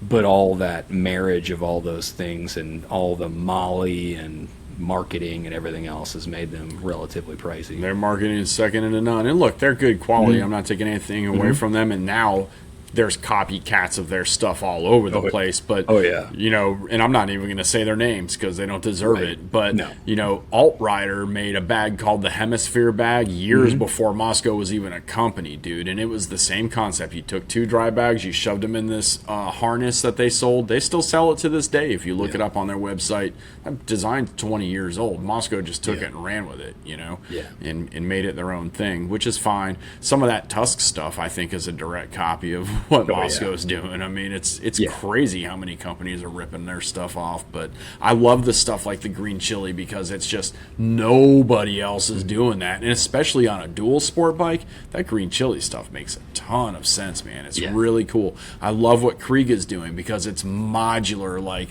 it all works together. They sell bags from 5 liter, 10 liter, 20 liter, 30 liter, different roll top designs for duffel bags, rackless designs with racks. They all have a similar look and feel. They all work really well for me. So there's a lot of companies out there doing a lot of cool stuff. You know, Nelson Riggs doing a lot of cool stuff. They're all out there doing neat stuff, man. I respect what most of these companies are doing. When you start ripping off other companies, which even GV is now ripping off other designs. Really? If you look at the new GV Canyon side bags, they're the panniers, dude. GV's been around for years. I mean, and they are ripping Moscow off right now. Wow. I mean, the new GV Canyons, and they look really nice, but it's a Moscow bag. Like, you can't deny it, you know? It's funny how that works, right? Because it's evident that if you take it on its face, you're saying Moscow makes a bag, and this is the design that people want. So we need to create our own version of that, because that's what people want. I think that in the adventure space right now, there's a lot more than just, function. I think there's a lot of fashion that's driving those purchases, but I don't know if it's over 51%, right? But to some degree, like, I get what they're after. But I want my stuff to look cool. I'm not going to argue that. I don't want to buy something ugly if I don't have to. What I meant was kind of like, it is interesting that, when something new comes out and it's the new thing, and it also happens to be nearly the most expensive, that people treat it as premium, whether or not that's true. I believe Moscow is a premium product. I'm saying, like, that's the way that our culture works, that there are people that are more interested in having the accessory of a motorcycle and its accessories than they are riding. And I'm not making fun of them. I'm just saying they're among us. And so if you're asking utility advice from them, you're going to get a different answer than what you might be looking for. Well, look, you get a brand new $30,000 adventure bike. You go outfit it with aluminum handguards. You get all the off-road stuff. You spend $1,200 on Moscow, soft cases on the side. You do everything, to make it look off-road, and then you shot it with street tires. That doesn't track to me. I dead giveaway, don't right? understand that. Just buy hard cases. They're going to be better for what you're doing, dude. Just be honest with yourself. You're riding a street bike. It's fine. Outfit it like a street bike. You know what I mean? Like, it just, and then on the other side of that, like, you're going to go ride a dual sport bike and just destroy stuff. And then I'm not spending $1,200 on a bag I'm going to just destroy. But, you know, that's there's a lot to all that for sure. Everyone's gonna hate me by the end of this episode, dude. You know that guy Mark. Just stop having him on, man. But hey, not sponsored hashtag. It's only I brought it up, but like I said, I'm not making fun of anyone. No. What I'm always worried about is people having buyer's remorse. And I'll admit I'm a loudmouth on the internet too. Ultimately, I'm like, when you listen to people talk about what they recommend, understand what they like to do, because a lot of these people on the internet, or even on the podcast perhaps, they're like telling you, oh, you need to do this and you do that. Like, okay, do you ride the way I ride? Okay, right. It's not that I don't, it's not that you're wrong, it's just that your application is different, so I'm not sure if your advice is going to fit my application, and that's why I brought all that up. So it's a real thing, man. I mean, and look, I'm not bagging on, no pun intended, bagging on any one company. I think they. I see what you did there. Right? They all have a place, dude. You know, like I said, I love to hate. I use Moscow as the example. I love to hate on Moscow.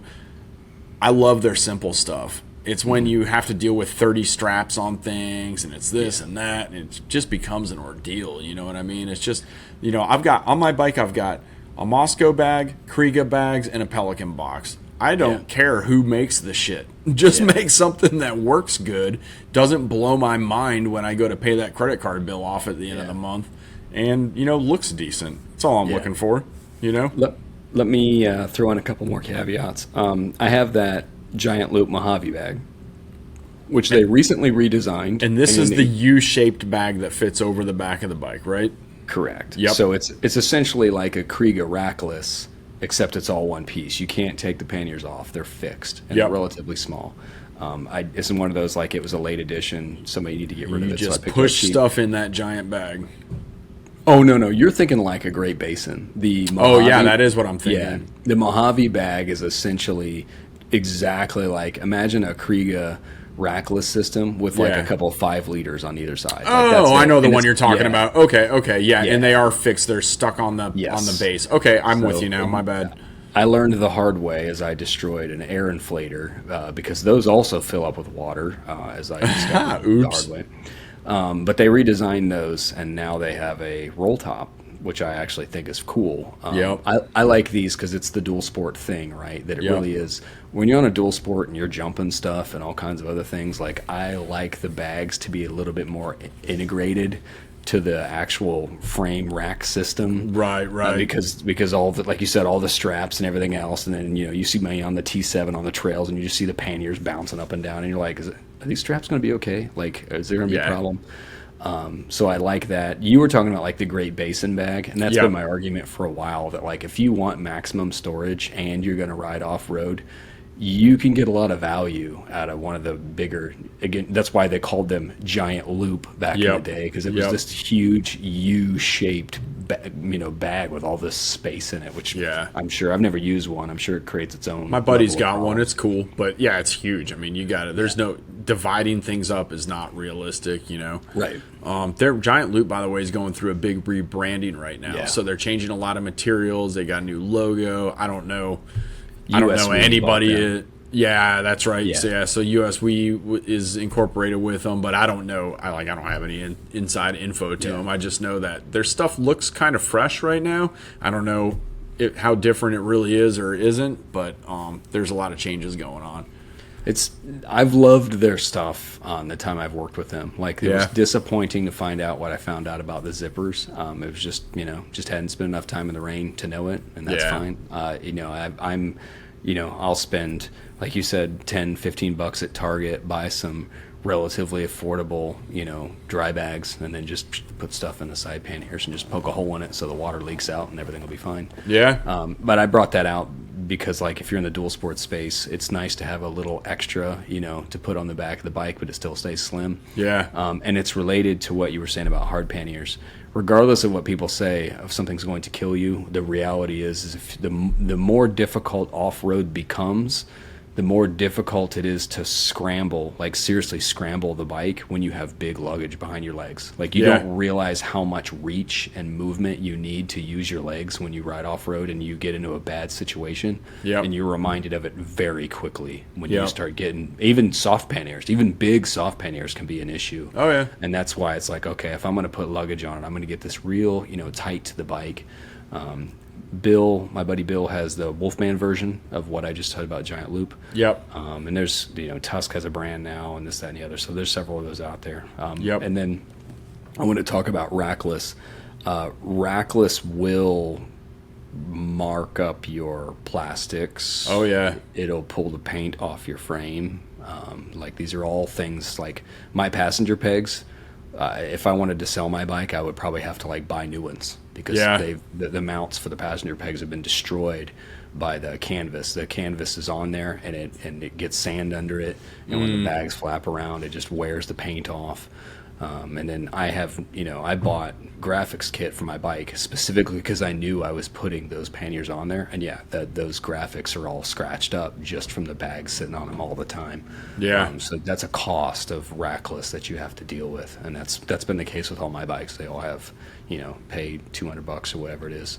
So I guess to your point, maybe rackless is more expensive other than the fact that I already own a system and it goes on every bike. But yeah, you're still spending, $150 on decals or whatever it is, or budget decals to cover up the plastics to make sure you don't scratch them. So yeah, no doubt. I do agree bringing stuff in as close to the bike as possible. I think when you're shopping for a rack, if that's the way you're going, you need to account for that. Like for example, with these modern bikes, I was so spoiled with the 950 because the dual exhausts were tucked up underneath the rear fender, so nice and tight. It was beautiful.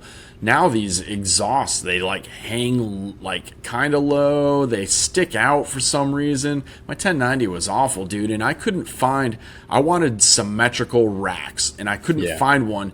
Everybody, like the Tusk rack, it sticks out like 1.5 feet on the exhaust side, and so then you have to run a smaller bag on that side, and I didn't want any of that, so I finally found some Hepco Becker racks that are nice and tight. They fit right in there. I can run the bags in real close to the bike, but with some of these other racks, man, like that exhaust side bag, it looked like it was like a TIE fighter just like sticking its wing way out there. It was, and then you had to sacrifice pack space on top of it. So think about that when you're buying your racks too. Yeah, obviously I was shopping for the Scrambler before I owned it. Like I was already doing all the homework about what I thought I wanted. And to your point, I'm glad you said Happy Trails earlier.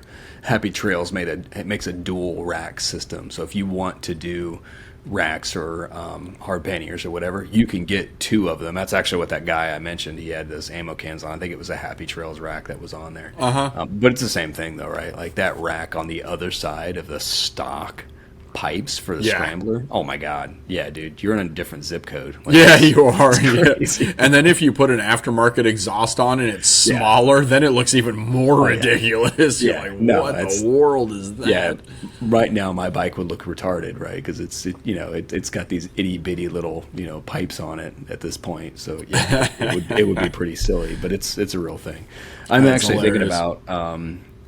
I have an old version of the left side rack. I've debated about rebending it and then re-welding the mounts for it to try to mount it on the right side because I've got enough room to put it on there. Yeah. And to your point, there's a lot of mounts and stuff, but if you do certain types of like hard or soft panniers, sometimes you need to get like exhaust deflectors. Oh yeah, it's like a shield, a heat shield. Yeah, when you start changing certain things around the bike, sometimes you'll melt.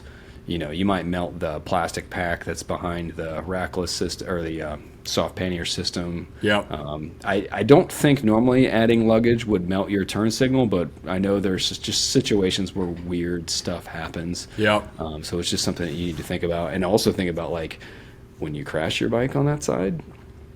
You better check it, especially if you're running soft panniers. Like, Yeah, to yeah. Make sure they're that, not sitting on the exhaust. yeah, that Yeah. you didn't put something together over there that wasn't meant to be that close, because you might be losing your tent or your undies on the trail. Yeah, either of which is pretty bad, but I get by for a few days without my undies. Yeah, right. Hard to camp without a tent. You know, my father-in-law came camping one time. He forgot his tent. His name is also Mark, which is really confusing at times. They called him Tentless Mark for about 10 years because he came camping and forgot his tent. That's Tentless Mark. He's gonna hate me for bringing that up. I think we've covered everything with panniers. We've beat that to death pretty good, I think. We are very good at beating things to death. Yeah, we do have. Yep. I'm over here checking some of the stuff I wrote down on there. So, if you're gonna do more luggage in the next 30 minutes, what else kind of luggage stuff do you want to cover? Well, I think that there's just small stuff from here. I think those are your main categories. But one thing that I really wanted to talk about briefly was backpacks, because when you were talking earlier about having bags getting your way off road and hitting your legs and hitting your butt and hitting your nuts on the tank bag, there's one thing that never gets in the way, and that's a backpack. And I hate wearing a backpack. My back sucks. My posture sucks. My back hurts all the time. I mean, but dude, there's no denying that a backpack just has its place. You got a favorite? You wear a backpack when you ride, don't you? You wear that wolf vest a lot too, though. Yep, I actually was not going to bring up the wolf vest because I feel like it falls into the tool category, but I actually it's here too. It's luggage too, because that's really it. I wore it all day yesterday. Yeah. I mean, so it really comes down to what I like about the wolf vest is because you have pockets in the front. Yep. So if you distribute the weight right, and it's meant to be like cinched up around the chest. So if you distribute the weight right and you wear it kind of a little snug, it's not like, to me, a backpack. It's like you wear a backpack and you don't cinch down the straps and everything else, or you do cinch down the straps and you put a bunch of shit in it, especially right at the bottom. Yeah, it's like pulling on your shoulders all day, and that sucks. Yeah.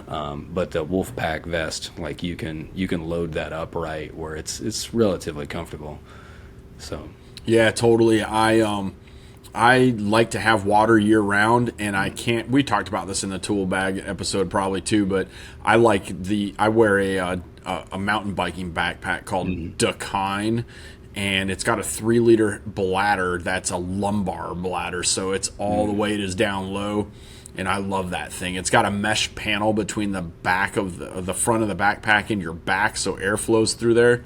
Yeah. It's a really cool backpack. It's got, there's spots for you to put like that air gauge I couldn't find a place for with my tank bag. It goes in there, snacks go in there, just lightweight stuff. And then there's always, buy a little bit bigger of a backpack than you think you need, because it's always nice to be like, where do I put this liner? Oh, I'll just shove it in my backpack. It's fine, I mean, in all seriousness, you pretty much always need to make sure that you have extra space for one of those giant Gatorades.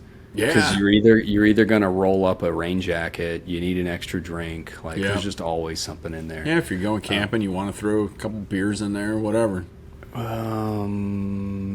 was it? Icon. Icon made a backpack for a while, and I have one. And I'm not a backpack guy, but they sent me that way back when. I think it was 2019. Might have been beginning of 2020. Hashtag not sponsored. The world changed. Well, that's what I'm saying. Like that entire situation went sideways, and I never heard from that marketing person again. I think Sweet. she got a new job during COVID because the whole world was crazy, right? Yep. That was a pretty smart backpack. They had like a zipper in the flap, which I like because that's the way my rucksack was in the Army. So you can put really easy, convenient stuff right in the top and grab it. They had a killer rainfly that went around the back. Didn't cover the whole backpack, so there's some issues there. But it snapped in, it snapped to it, and there was a cinch pull on it. And I've used that. It works really smart. They have kind of like a laptop side opening on the back for flat documents to go on. It was a well thought out backpack. Again, I'm not a backpack person, but between the chest strap, so two arm straps and a chest strap that actually connected the two, it stays all nice and firm. Yep. There are a lot of times I'll ride my 250 to Cincinnati to meet Bill, or over the weekend to meet my buddy in Northern Kentucky. So I ride there, and then I ride in the car for 2 hours as they're trailering whatever bike to where we're going to go. Yep. And then I end up riding home. So it's convenient. Like yesterday, it was like 50 degrees in the morning and 80 in the afternoon. Yeah. So it's like, I didn't wear a backpack yesterday, but there are days where it's like, okay, I'm going to put this and this in the backpack, and I'm going to wear some cold gear on the way there. Yeah. And then stuff all the cold gear in the backpack and then ride home, right? Yep, totally. So there's utility in it. I don't like it, but it does. Sometimes it's inescapable. The hardest thing I have to deal with a backpack is that they're generally not waterproof, and the exception to that is Kriega has come out with some really nice hydration packs that have a waterproof compartment in them with a roll closure. They're expensive, man, but they're really nice. That's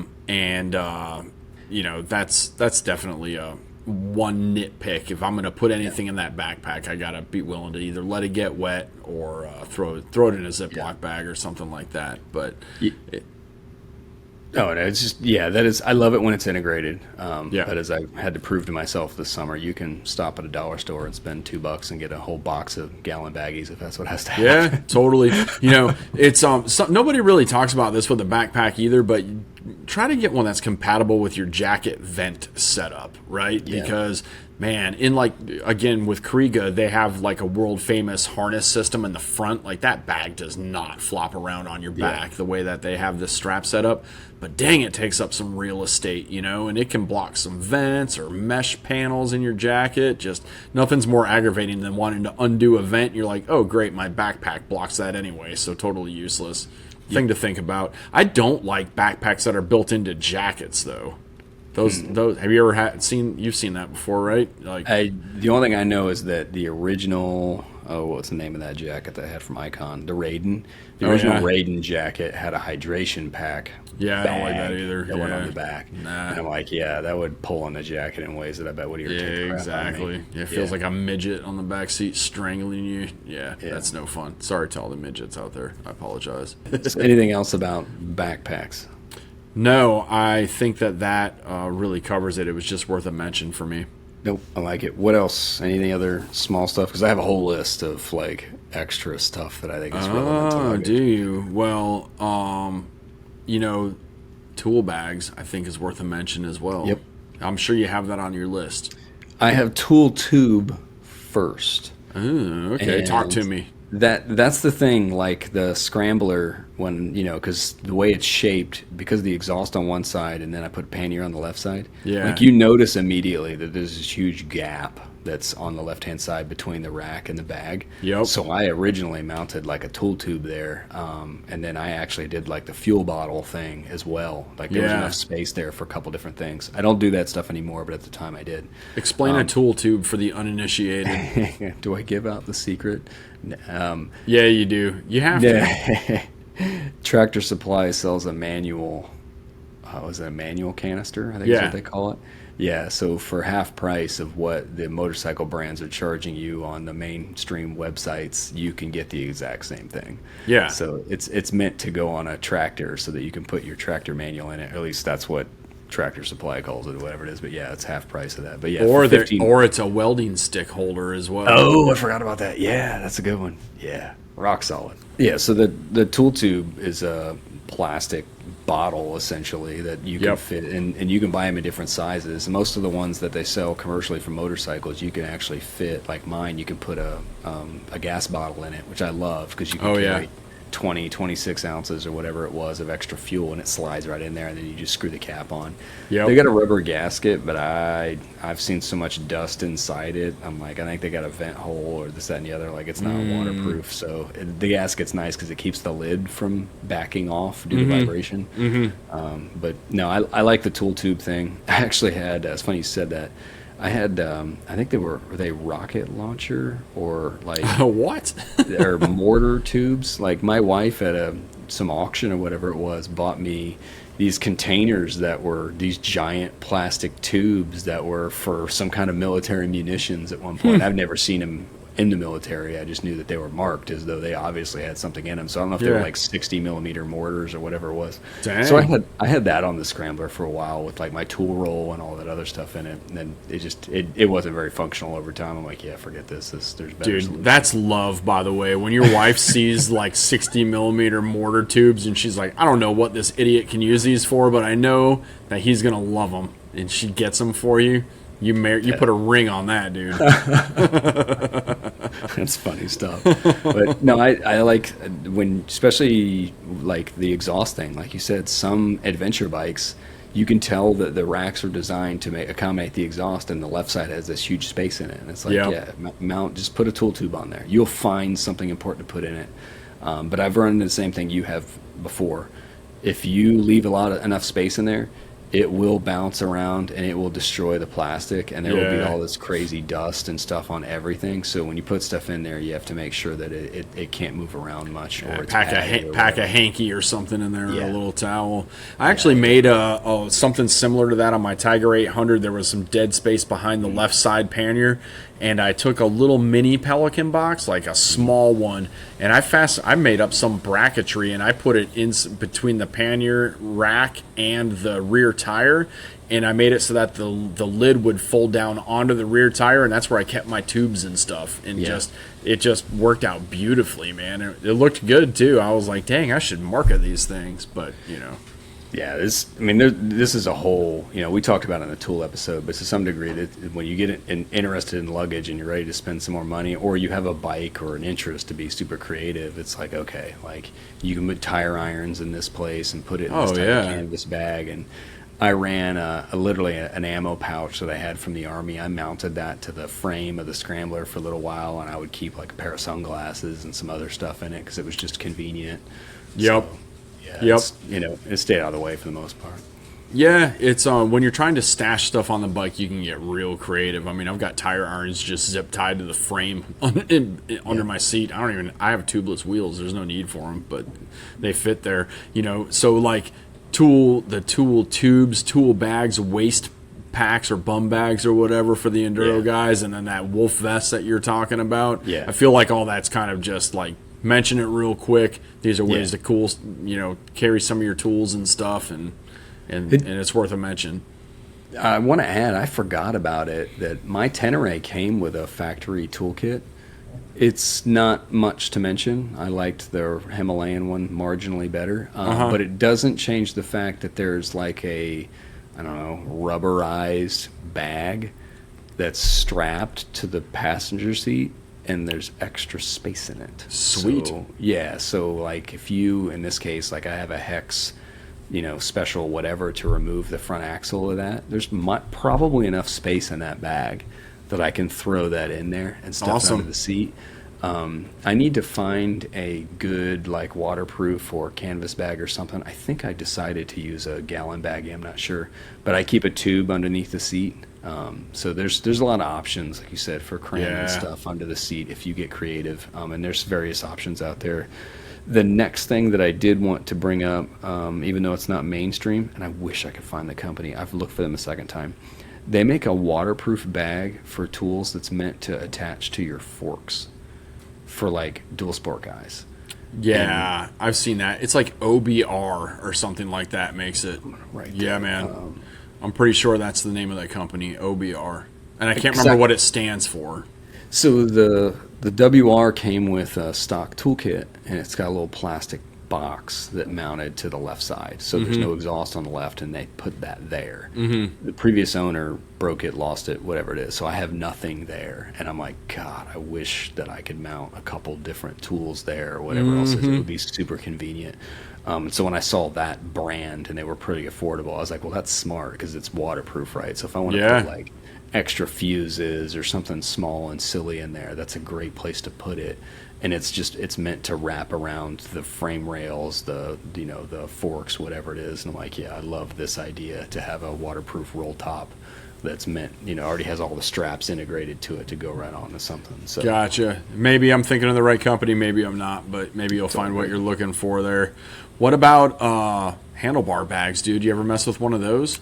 I have a Giant Loop, and they have a name for it, but yeah, I have a bar bag from Giant Loop, and I love it on my dual sport because it holds like visor spray and a microfiber towel. I love that. Yeah, I bought the Moscow version, and I really wanted to love it, but I couldn't get along with it, so I sold it. But it's a neat, if it works on your bike, I think they're way better than a tank bag. Personally, they don't hold near as much, but they're pretty cool. There's a couple different designs depending on who you're talking about. Totally. You have some that kind of like mount to the bars from the side. Yeah. So it kind of hangs and it can swing, or they might have something to kind of attach to it. And I actually like that design arguably the most because that means the bag can expand the most without running into things, and it doesn't take up as much space. And you can tell they designed it to fit in that U shape a little bit. Yeah. We can debate GPS, whether or not you can see the dash and all that other stuff. Yep. Giant Loop actually wraps around I don't know what you call the gooseneck, for lack of a better term, the bar clamps essentially. Okay. And it works pretty good, but you can tell when you really start to fill it up, you have to kind of like loosen the straps and all the other stuff. And it will, if you don't, like I have a big bar pad so I don't get hit in the face. If you don't have that there, it kind of it droops down over time. So you got to lift it back up to open it. The Tusk bag doesn't make sense to me. They call it a bar bag, but it's like 4 or 5 inches tall, and it's like a pancake. It's like rounded top, and I'm like, I don't understand how that doesn't get in the way, bounce around, and all the other stuff. Maybe somebody has better experience than me. I want to say it's Enduristan has a bar bag. So most of these, they wrap around the handlebars like you're talking about. The one I was looking at, because the Moscow one straps on with the voile straps, and I found that to be a giant pain in the butt. Yeah. But this one actually bolts to the fork clamps. Or to the handlebar clamps, my bad. The handlebar clamps. I think it's Enduristan that makes them. They make a small and a large one. I'm really intrigued by that, but I haven't pulled the trigger. I have to look that up. My memory makes me think that looks kind of like the Giant Loop bag, but maybe I'm remembering that wrong. Yeah, it's more like a square type of bag. Like actually, Sedici makes one that mounts kind of similar from what I think. It's more of like a rectangle though, rather than like this horseshoe shape, if that makes sense. Yep. Well, and it would make sense, right? We'll call it casket shape, for lack of a better term. If it can actually mount to the bars, then as long as you don't put a bunch of crazy stuff in it, then it can take up space that originally a bar pad was sitting there to protect your face. So ideally, you can put something there and then hopefully have some, break something softer with your chin bar. With these modern ADV windscreens, that's the least of my concerns. You know what I mean? I just had that conversation the other day. How about crash bar bags, dude? You run those? That was actually headed in that direction from a different avenue, but no, I can go on a huge tangent about crash bars. That I have feelings about crash bars the way people do about hard luggage. Sure. However, every time I see one of those crash bar bags, I go, oh, I want that. Really? Oh, yeah, absolutely. I actually have never thought about owning crash bar bags because I'm afraid if I crash, then they're going to be toast and everything inside of them is going to be toast, and they're the first things that are going to be toast, but there's no arguing that they're a very, very popular option. Yeah. To me, it's just the location. It's convenient. I would put like tubes in them. Yep. That kind of stuff. That's like, all right, I'm going to put my spare inner tube in there and just, other odds and ends. Your Royal Enfield it comes with them like as an option, like a factory option, right? I mean, that's pretty sweet. And the GS does now too. The 1300 has little mounting tabs for some little man bags to mount on the sides there. And that was I think we'll tie these together. Giant Loop sells tank panniers. Yes, that's what this is. And so does Aero Stitch. Yeah, so the Royal Enfield has a frame, and the frame is designed for tank panniers, and they sell tank panniers. And then you and I are talking about crash bar bags, but like it's the same location on the bike. It's it's the front, under tank, side, whatever it is, and put bags there. And then Royal Enfield makes them like it's like an inverse tank bag, right? Like it goes over the tank like a shoulder strap or whatever it is, and then they snap to something down below, and it holds them on the side of the bike. Yeah. So, even Wolfman made them for a while. I don't know if he still makes them or not, but Giant Loop makes some that come over the sides. There's options out there. I've never run them, but I've always been intrigued by them. They do look cool. When I finally destroy the side covers for the Tenere and I don't care anymore, I will probably fabricate something of that nature, because I've seen guys say that they figured out how to mount like inner tubes on the underside of their side covers on their Tenere. Because there is a bunch of space hidden in there. And I think anybody who's spent enough time taking the Tupperware off their adventure bike, a lot of these adventure bikes have these huge fairings, which we appreciate when it rains and it's cold. Yep. But there's a lot of dead space in there that you could actually carry stuff. So that stuff's smart. I definitely used to shove inner tubes in the fairings of my 950. 100%. Yep. It's a thing. You're so glad you have a spare tube when you need one. I actually Yep. thought I was going to repair a flat yesterday. The bike was riding so goofy. I was like, what the hell is wrong with this? Like, no, it's just the terrain's goofy today. And tire shagged. Anyway, but yeah, having spare tubes is awesome, but finding a place to put a tube is a pain in the ass. Yeah, Like, it is. If you're serious off-road, you're like, oh my God, every gram matters here, and there's no good place to put Well, this. they're bulky. You got to keep them dry. You know. Yeah, it's a pain. So I'm going to pivot to my favorite place to put my extra inner tube, and that is the fender bag. The fender bag, the timeless fender bag. I haven't run one in years, but I loved having a fender bag on my dual sports. It's, to me, that's the thing, right? Like, I have a front tube, and I have a spare shift lever, and it's just in there all the time. And I just strap it to the nose of the dual sport, and the only time it really comes off is when I'm washing the bike. But otherwise, I just put it on there because it'll get used. But yeah, it's ugly, but dual sports are ugly, so it's out of the way. Who cares? I disagree. I think they're awesome, dude. I remember watching XR 650R ridden by Johnny Campbell in the Baja 1000, and he had a fender bag strapped to it, and I was like, that looks badass. And I bought a Moose back when Moose was a brand to be reckoned with, man. And a Moose fender bag, and put it on my 525, and that joker, just like you, it just lived on there all the time, dude. And it's rock solid. People worry about them falling off and stuff, dude. If you do it right, that joker ain't moving. You know, it tension's the thing, right? Like, because I've had to fix straps, but fortunately there's enough straps on mine that I usually notice that it's flapping around a little goofy and I can fix it. But it's like, if you don't put enough tension on it, then you may have issues as it finally settles into its happy place. But if you put enough tension on it, they're rock solid. Well, and you got to move it up by your headlight, dude. You ever see someone that has it sticking out on the beak and the whole fender is flipping around? You're like, that's not mounted right, dude. This is about to be a lesson in spring force and vibration. Right, This is not going to go well. Yeah. It's like the same guy wearing jeans with his Moose knee pads on the outside and the cups are flipping around. You're like, dude, that's not how that works. It's funny. That's not it. Yeah, that's good stuff. No, I'm a huge proponent of that, and I'm actually I'll pivot some more. They sell number plate bags. What I thought of when I saw the Tusk bar bag. I was like, that looks a lot more like a number plate bag. And I think Bill I think it's a Wolfman number plate bag. He used to make them, Yeah, he runs that on his 350, and I'm leaning toward that.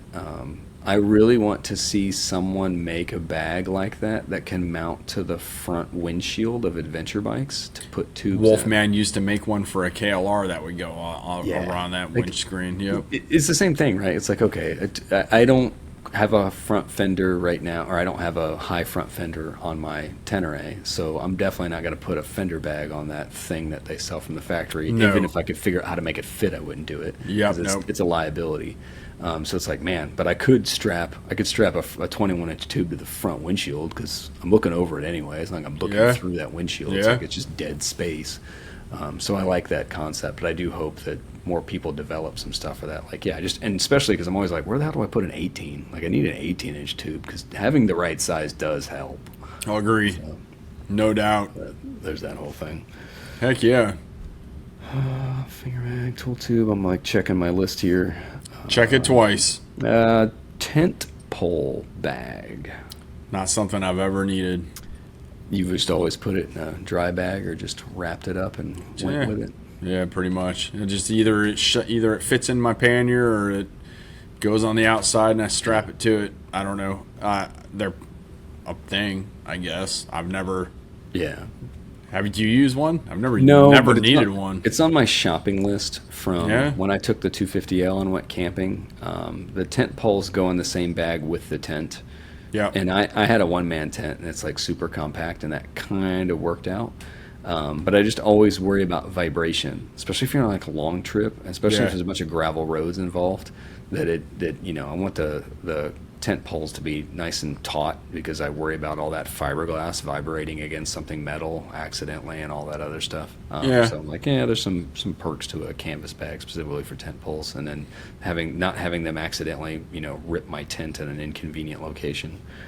For sure, those are all concerns. It goes in the category of, well, I've never needed one before, but they're marketable. I mean, they all make them. Wolfman makes them. Moscow makes them. They're things.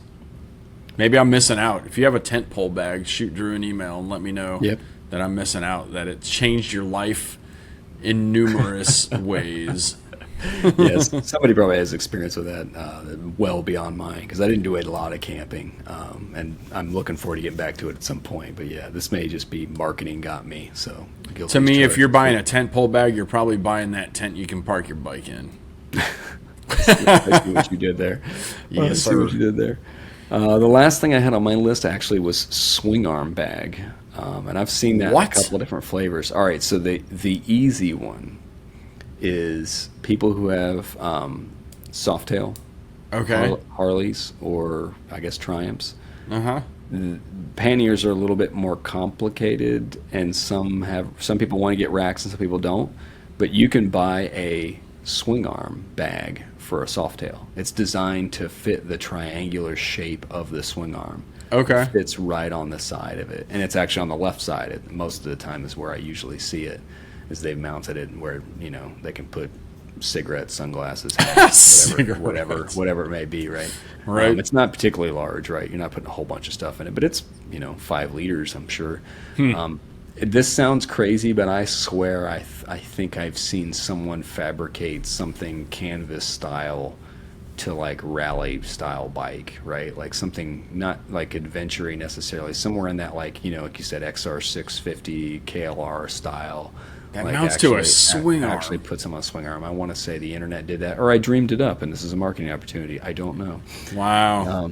I've never heard of that before. That seems like a terrible idea. But hey, the Harley thing is I'm a missing fact. out. Like that's a real thing. I do think I've seen that before. Like now that you mention it, I've seen that, but on an adventure bike. I'm gonna have to look into that. That's strange. I think, like I would rather like zip tie my tire irons to like the down tubes on the frame and stuff like that. But I'm like, you could put that on the swing arm, like if you did it the right way. But yeah, you could also run your swing arm through enough rocks that you don't have tire irons anymore. So just seems. I don't know. That's not for me. Maybe I'm missing out, man. The other thing that I always keep with me is one or multiple of these volley straps, which we mentioned, rock straps, or just your cheap $9 cargo net, dude. Yeah. I always have those on my bike. It lives under the seat. The straps especially, they take up no space, and then you can throw a case of beer on your back seat with a cargo net, Dude, a cargo net is underrated, man. It's gotten me out of so many jams. They're $9. You can buy them at Tractor Supply or Walmart.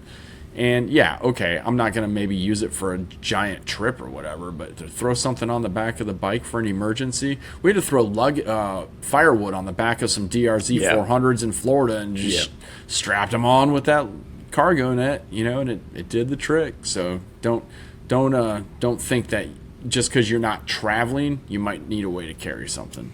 It's funny because the Tenere has like buttons for cargo net like built into the bike. That's cool. Yeah, I mean, it's not really my thing, but a lot of sport bikes seem to have that kind of thing. Like they have hook adapters of one variety or another because they know that, instead of a pillion, they're probably just going to have a cargo net there or whatever. And lots of Bonneville guys I've seen, there's a cargo net on the pillion seat pretty much all the time because you never know what it is you're going to grab. And I've done that on the Scrambler before, so there's some perks to it. I'm not a huge fan. I'm always worried that something's going to come off because most things don't stay in place so well with a cargo net. They Yeah, move it's for around short a lot. johns, their thing. That's why I like the rock straps, because you can tighten them down. And the volley straps, I've never, knock on wood, never broken one. I love, like I said, I have the giant loop pronghorn, but like, yeah, I'm definitely looking into the, I guess, original. I don't know, whatever. They're all the same, dude. Yeah, they're all the strap, same. like, yeah, I bet you love those. them. I bet you those pronghorns are volley straps. Yeah. I guarantee you that volley makes those for them. I mean, Yeah, it's a thing. no, I love those. They're super convenient. They're they're loud as hell most of the time because mine are orange. Like you can't miss them. The only thing is, yeah, storing them is not like super difficult, but it's not like they fold up and fit in the palm of your hand. Like Yeah, you do have to put massive them somewhere pieces, for sure. But you can wrap them around stuff. When I raced, it was the short pronghorn strap is what held up my kickstand. Oh yeah, Yeah, so they that's have cool. huge utility, man. yeah, for sure, man. I have a random question for you. If you're thinking soft bags, just in general soft bags, what are the 3 brands that immediately come to your mind? Don't think about it. Giant Loop and Kriega are the first things that I think of.